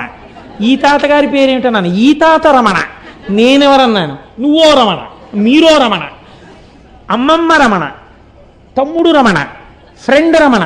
వాడు ఎవరైనా సరే రమణ కలుపుతాడు. ఎక్కడి నుంచి వచ్చిందంటారు ఆ సంస్కారం? అటువంటి వాడికి అక్షరాభ్యాసం చేసి నా జన్మ ధన్యమైంది అనుకున్నాను నేను. కనుక ఎవరికి జీవుడికి ఎటువంటి సంస్కారాలు ఉంటాయో మనకి తెలియదు. బొట్టు పెట్టుకోండర్రా అంటే పెట్టుకోకుండా ఉండేటటువంటి వాళ్ళు కోట్ల సంఖ్యలో ఉంటే ఒక పసిపిల్లవాడు లలాటమునందు బొట్టు లేకుండా ఎప్పుడూ ఉండడు. వాడు నిద్రపోతున్నప్పుడు చిలకం బొట్టు ఉంటుంది. వాడు నిద్ర లేవగానే ముందు అద్దం దగ్గరికి వెళ్ళి బొట్టుందో లేదో చూసుకుంటాడు. అమ్మ మొహం కడగగానే చిలకం సీసా పట్టుకొచ్చేసి అమ్మ బొత్తెత్తు అంటాడు. అసలు బొట్టు లేకుండా వాడి మొహం కనపడదు. ఏమనుకోవాలి వాడి సంస్కార బలాన్ని? ఒక్కొక్కరి సంస్కారం అలా ఉంటుంది. ఒక ఏనుగు తొండంతో నీళ్లు తెస్తే మీకు ఎందుకు అనుమానం ఉండాలి? మీకు కావాలంటే నేను ఇవాళ వాడు లేడు, కాపవరం వెళ్ళాడు, లేకపోతే వాడిని నేను వేదిక మీదకి తీసుకొచ్చి చూపించుండేవాడిని వాళ్ళు మీ అందరికీ కూడా. కాబట్టి ఆ ఏనుగు తొండంతో నీళ్లు తెచ్చి శివలింగం మీద పోసేసేది తొండం ఎత్తి. ఈ నీళ్లు పోసేసేటప్పుడు ఆ సాలెగూడు ఈ నీళ్లలో కొట్టుకుపోయేది. ఈ ఏనుగు వస్తుండగానే ఆ సాలెపురుగు గబగబా నేరేడు చెట్టు ఎక్కేసేది. ఆ సాలెపురుగుకి కడుపు మంట. దిక్కుమాలిన ఏనుగు రోజు నీళ్లు తెచ్చి పోసేస్తుంది, నేను కట్టిన గూడు పోతోందని. ఇంకా ఒక రోజున అది అక్కసు భరించలేకపోయింది. ఆ ఏనుగు వచ్చి నీళ్లు పోయిగానే దాని తొండంలోకి వెళ్ళింది. సాలెపురుగు యొక్క విషం చాలా ప్రమాదకరమైన ఆయుర్వేదం అంటుంది. అది దాంట్లోకి వెళ్ళి ఆ తొండాన్ని శుభ్రంగా కుట్టేసింది. ఆ ఏనుగు తొండాన్ని బాదుకుని చచ్చిపోయింది. సాలెపురుగు కూడా నా కక్ష తీరిపోయింది అనుకుంటూ చచ్చిపోయింది. ఇద్దరూ చచ్చిపోయారు. కానీ శివార్చన యందు నాకు అడ్డొచ్చిన వాణ్ణి సంపాతల పారేశాననుకుంటూ చచ్చిపోయిన సాలెపురుగు క్రోధంతో చచ్చిపోయిందా లేదా? చచ్చిపోయింది. కానీ వచ్చే జన్మలో ఏమై పుట్టిందో తెలుసా అండి? ద్రవిడ దేశమునందు ఒక గొప్ప రాజై పుట్టింది. ఆయన పేరు కొచ్చంగ చోళుడు. కొచ్చంగ చోళుడు అంటే రక్తాక్ష చోళుడు అంటారు. కిరీటము తల మీద ఉన్నవాడు, ఎర్రని కన్నులున్నవాడు. ఈ కొచ్చంగ చోళుడు ఎన్ని శివాలయాలో దగ్గరగా 700 శివాలయాలని ఆయన పునర్నిర్మాణం చేశాడు. పూజాధికాలు జరిగేటట్టుగా 700 శివాలయాలకి చేసినప్పుడు ఇలా ఎవరైనా తమిళనాట దేవాలయాలకి సేవ చేస్తే వాళ్ళు దాన్ని తిరుపణి అని పిలుస్తూ ఉంటారు. ఈ కొచ్చంగ చోళుడు చేసినటువంటి ఈ సేవని మాత్రం వాళ్ళు యానయ్యారా తిరుపణి అని పిలిచేవారు. ఎందుకో తెలుసా అండి? 700 శివాలయాలు కట్టినప్పుడు కూడా పునర్నిర్మాణంలో ఆయన ఎందుకు అలా ప్లాన్ గీయించేవాడో తెలియదు. ఏనుగులు దూరని శివాలయాలు కట్టించాడు. ఆ ఊరికి ఏనుగు రాకపోయినా సరే ఏనుగు లోపలికి వెళ్ళలేదు, అలాంటి గుళ్ళు కట్టాడు. ఎక్కడిదో తెలుసా అండి క్రోధం? సాలెపురుగు. ఏనుగు వస్తుందేమో గుళ్ళోకని ఏనుగు రాని శివాలయాలు 700 కట్టాడు ఆయన. చూడండి, క్రోధం మిగిలిన వాళ్ళ మీద పెట్టుకుంటే పతనహేతు. అదే క్రోధం ఈశ్వరార్చన యందు పెట్టుకున్నవాడు 700 శివాలయాలు ఏనుగుల లోపలికి వెళ్లకుండా కట్టాడు. మీరు ఇప్పటికీ తిరువాణక్కోయిల్ అంటారు తమిళనాడులో. మీరు జంబుకేశ్వరం వెడితే జంబుకేశ్వరంలో శివాలయంలోకి ఇక్కడికి ఏనుగులు రావండి, చూశారా గుమ్మాలు ఎలా ఉంటాయో? ఏనుగు ఇందులోకి రాలేదు అని చెప్తారు వాళ్ళు. ఏనుగులు రాని గుళ్ళు కట్టిన వాళ్ళలో కొచ్చంగ చోళుడు ఒకడు. కొచ్చంగ చోళుడే కట్టాడు జంబుకేశ్వరం కూడా. కాబట్టి రక్షించిందా రక్షించదా? రక్షిస్తుంది. ఒక్కొక్కరికి అర్థం లేని మగ్గు పట్టు ఉంటుంది. ఆ పట్టు ఎందుకు చేస్తాడు వాడు అంటే మీరేం చెప్పలేరు. ఇవన్నీ మీరు మామూలుగా పురాణ కథని అలా చందమామ తిరిగేసినట్టు తిరగేసారనుకోండి, అబ్బెబ్బే they don't stand for the reason అండి. ఏమిటంటే ఈ కథలు అంటారు. కాదు, మీరు సమన్వయం చేసుకోవాలి చాలా జాగ్రత్తగా. ఋషులు అనవసరంగా చెప్పరు. దీని వెనక హేతువేది మీరు జాగ్రత్తగా సమన్వయం చేసి చదివితే మీకు అర్థం అవుతుంది.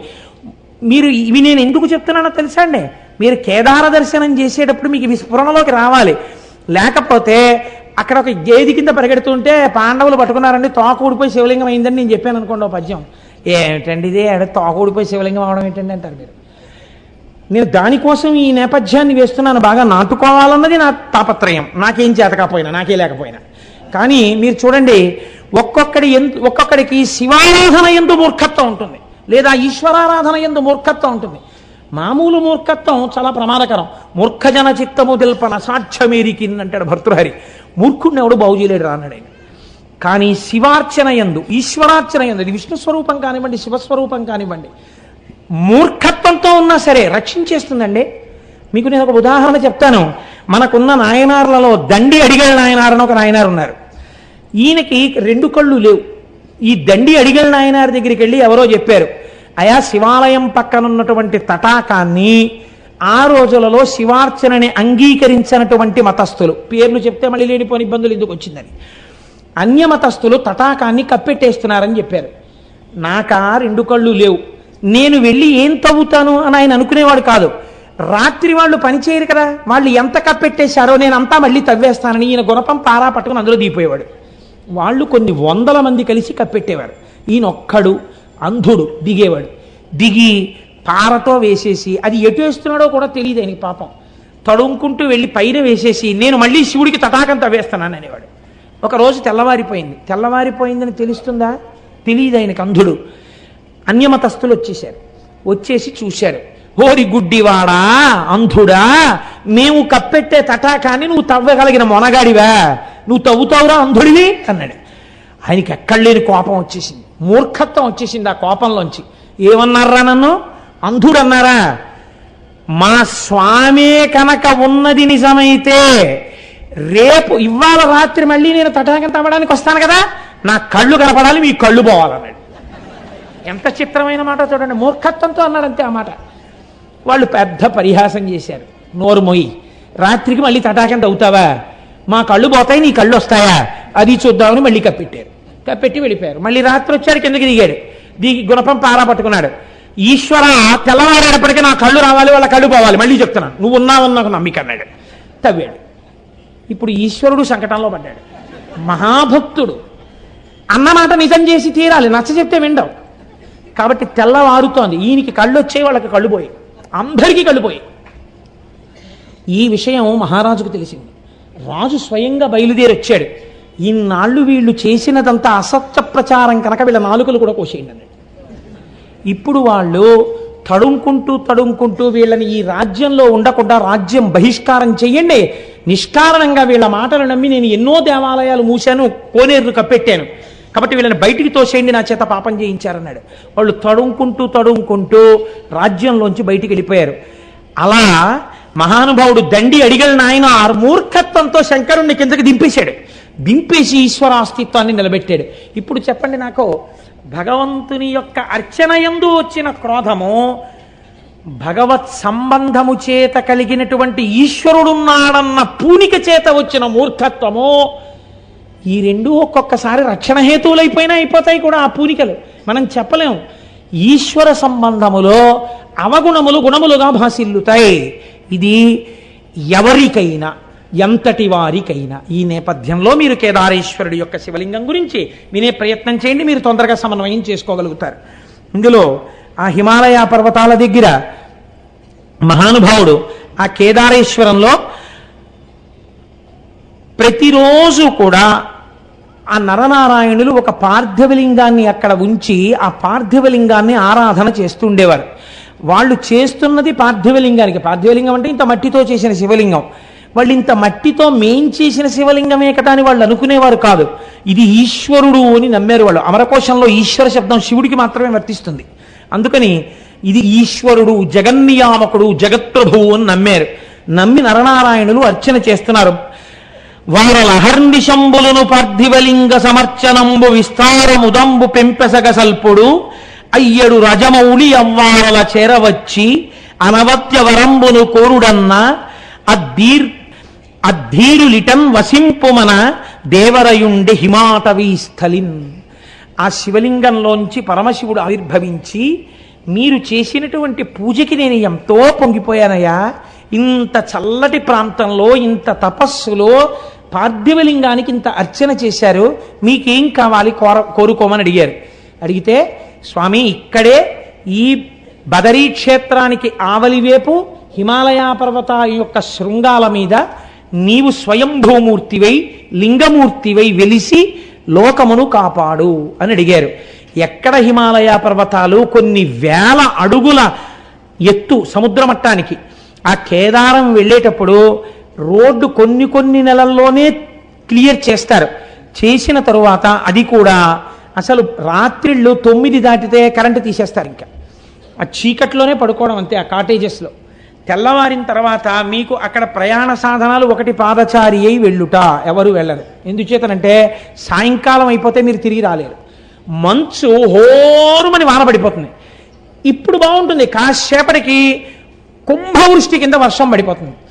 మీరు పైనుంచి ఇలా కిందకి చూశారో కళ్ళు తిరిగిపోతాయి. ఇట్నుంచి రుద్రప్రయాగ, అట్నుంచి దేవప్రయాగ రెండు వెళ్ళి కలుస్తాయి. ఇక్కడ గంగానది, బదరిలో అలకనందా నది రెండు ప్రవహిస్తుంటాయి. ఆ నదుల చప్పుళ్ళు, పర్వతాల మించి ఎన్ని జలపాతాలు పడిపోతుంటాయో దర్దర్ వచ్చేసి జలపాతం వెళ్ళిపోతూ ఉంటుంది. నడిచి ఎవ్వరూ వెళ్ళరు. ఎక్కడో బాగా తెలుసున్న వాళ్ళు వెడుతుంటారేమో. ఇంకా ఉన్న వాళ్ళకి రెండే మార్గాలు. ఒకటి డోలీల్లో వెళ్ళాలి. డోలీల్లో వెళ్ళడానికి నాబోటి గండి ఎక్కించుకోరు. ఎందుకు ఎక్కించుకోరంటే కుర్చీయే చిన్నదిగా ఉంటుంది. నేను డోలీలో వెళ్ళిపోదాం అనుకున్నాను, వాళ్ళు నన్ను చూసి గుర్రం ఎక్కన్నారు. నాకేం భయం లేదు, ఉన్నమాట ఉన్నట్టు చెప్పాను. కాబట్టి ఆ చిన్న కుర్చీలో అసలు పట్టం, ఏదో కొంచెం కాస్త డెలికేట్గా ఉండి అందులో కూర్చునేవారంటే ఎక్కువ మందిగా ఆడవాళ్ళని ఎక్కించుకుంటారు వాళ్ళు. అందుకే ఎక్కించుకుని ఆడవాళ్ళని ఎక్కించుకుంటారంటే నా ఉద్దేశం నేను ఏ అపవిత్రమైన భావనతో నేను అంటలేదు. వాళ్ళు కొంచెం మగవాళ్ళకన్నా సన్నగా ఉంటారు కాబట్టి వాళ్ళని వహించడం తేలిక అని. వాళ్ళు పాపం చాలా సేవ చేస్తారు. వాళ్ళు మగవాళ్ళలో సన్నగా ఉన్న వాళ్ళు ఎక్కుతుంటారు, మిగిలిన వాళ్ళు గుర్రాలు ఎక్కాలి. విచిత్రం ఏంటో తెలుసా అంటే 2 గుర్రాలను ఒకటే తోలుతాడు. ఈ గుర్రాల మీద కూర్చుని వెళ్ళిపోతుంటే గుర్రం తిరిగేటప్పుడు ఈ అంచు దగ్గరికి వెడుతుంది. ఒక్కసారి కానీ జారిందో వెతికేవాడు కూడా ఉండడు. ఇంకెవరు వెతకడం అన్న సమస్య ఉండదు. ఎందుకంటే కొన్ని వేల అడుగుల నుంచి కింద పడిపోతాం కదమ్మా, వెళ్ళాం కదా మనం. అన్ని వేల అడుగుల నుంచి కింద పడిపోవడమే, చిన్నాభిన్నం అయిపోతుంది శరీరం. అసలు వెతకరు. కేదారంలో పడిపోయాడంటే కైలాసం పోయాడని వెళ్ళిపోతారంట. కాబట్టి ఆ కేదారానికి వెళ్ళేటప్పుడు 10 రూపాయలు ఇస్తే ఓ ప్లాస్టిక్ కవర్ ఇస్తాడు, డిస్పోజబుల్ రెయిన్ కోట్. అది వేసుకుని ఆ గుర్రం ఎక్కి వెళ్ళిపోతుంది. హోర్న వాన వస్తుంది, తడిచి ముద్దయిపోవడం అంతే, దిగడానికి ఉండదు. కేదారం వెళ్ళి కేదారం నుంచి కిందకు వచ్చిన తర్వాత గుర్రం దిగిన వాడు నడుస్తుంటే అసలు వీడికి నడకొచ్చా అనిపిస్తుంది. ఇవన్నీ పుళ్ళైపోయి ఎంత నొప్పులు చేసేస్తాయో అలవాట్లేక ఆ గుర్రం మీద కదలికకి. అది జీను కదులుతుంటుంది కదా, దాన్ని కొంచెం గట్టిగా ఏమైనా ఇలా తొక్కిపెట్టి ఏమైనా అందామంటే అది కాస్త కాలు జారింది అనుకోండి, కిందకి అయిపోయిందే. కాలుని పెడితే పెట్టింది, కిందకి దిగితే చాలని అలా కూర్చోవాలంతే. కానీ వెళ్ళి తీరవలసిన యాత్ర. ఇన్ని వేల అడుగులు పైకెక్కిన తర్వాత స్వామి దేవళం కనపడుతుంటుంది. పరుగు పరుగున లోపలికెడితే లోపల పెద్ద అంతరాలయం. అక్కడ కేదారేశ్వరుడిగా వెలిశాడు మహానుభావుడు.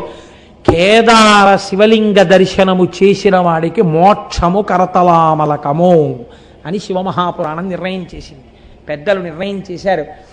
లేదా అలా జరగాలని ఎవరు కోరుకోకూడదు. కేదారము విడుతున్నప్పుడు పడిపోయినా వాడికి మోక్షము సత్యమే దొరికి తీరుతుంది.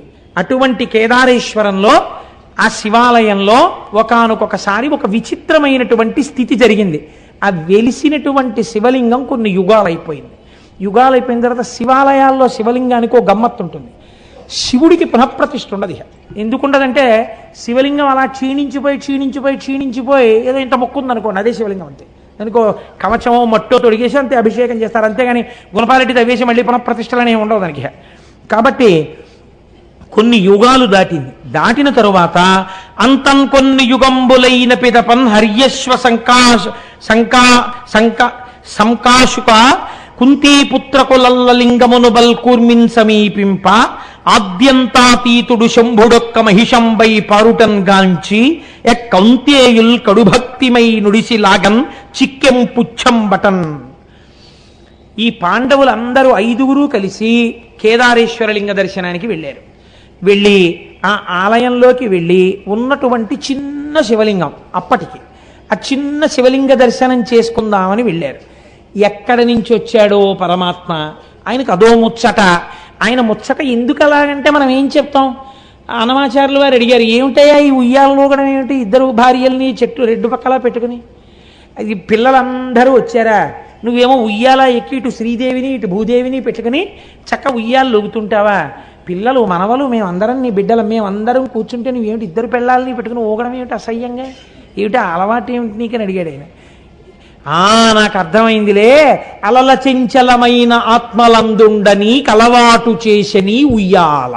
నీ తప్పు కాదు స్వామి, మా మనస్సులు ఇప్పుడు చెంచలం కదా, చెంచలమైన మా మనస్సుల్లో నువ్వెలా ఉంటున్నావో చూపించడానికి ఊగుతున్న ఉయ్యాలలో మాకు దర్శనమిచ్చావని స్తోత్రం చేశారు. అలా ఈశ్వరుడు ఎప్పటికీ ఎలా రక్షిస్తాడో ఎలా ప్రత్యక్షమవుతాడో ఎవరికి రుక. పాండవులు ఏం చేస్తారో చూద్దాం అనుకున్నాడు. ఆయనకో ముచ్చట పుట్టింది. ముచ్చట పుట్టి ఒక చిన్న మహిషము అనగా ఓ దున్నపోతు రూపంలో పరిగెత్తాడు. అక్కడ పరిగెడితే పాండవులు గమనించారు, ఇక్కడికి మహిషం ఎందుకు వస్తుంది, ఇది ఖచ్చితంగా శంకరుడే. మీరు చూడండి, ప్రకృతి సహజంగా మనకు ఒక లక్షణం ఉంటుంది.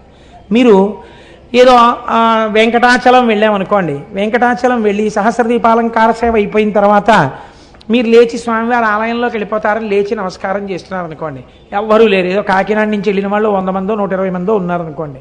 ఆ రోజు స్వామి మాడవీధుల్లో వెడుతున్నాడు అనుకోండి, మీరు వెళ్ళిపోతారేంటి రూమ్కి? మాడవీధుల్లో స్వామితో పాటు ఎడదామని వెనకాల వెళ్ళిపోతారు. వెళ్ళిపోయిన తర్వాత ఆయన వెనకాతలు ఇలా దూరంగా నించుని ఏడుకొండలవాడ గోవింద వెంకటరమణ గోవింద అంటూ పెడతారా?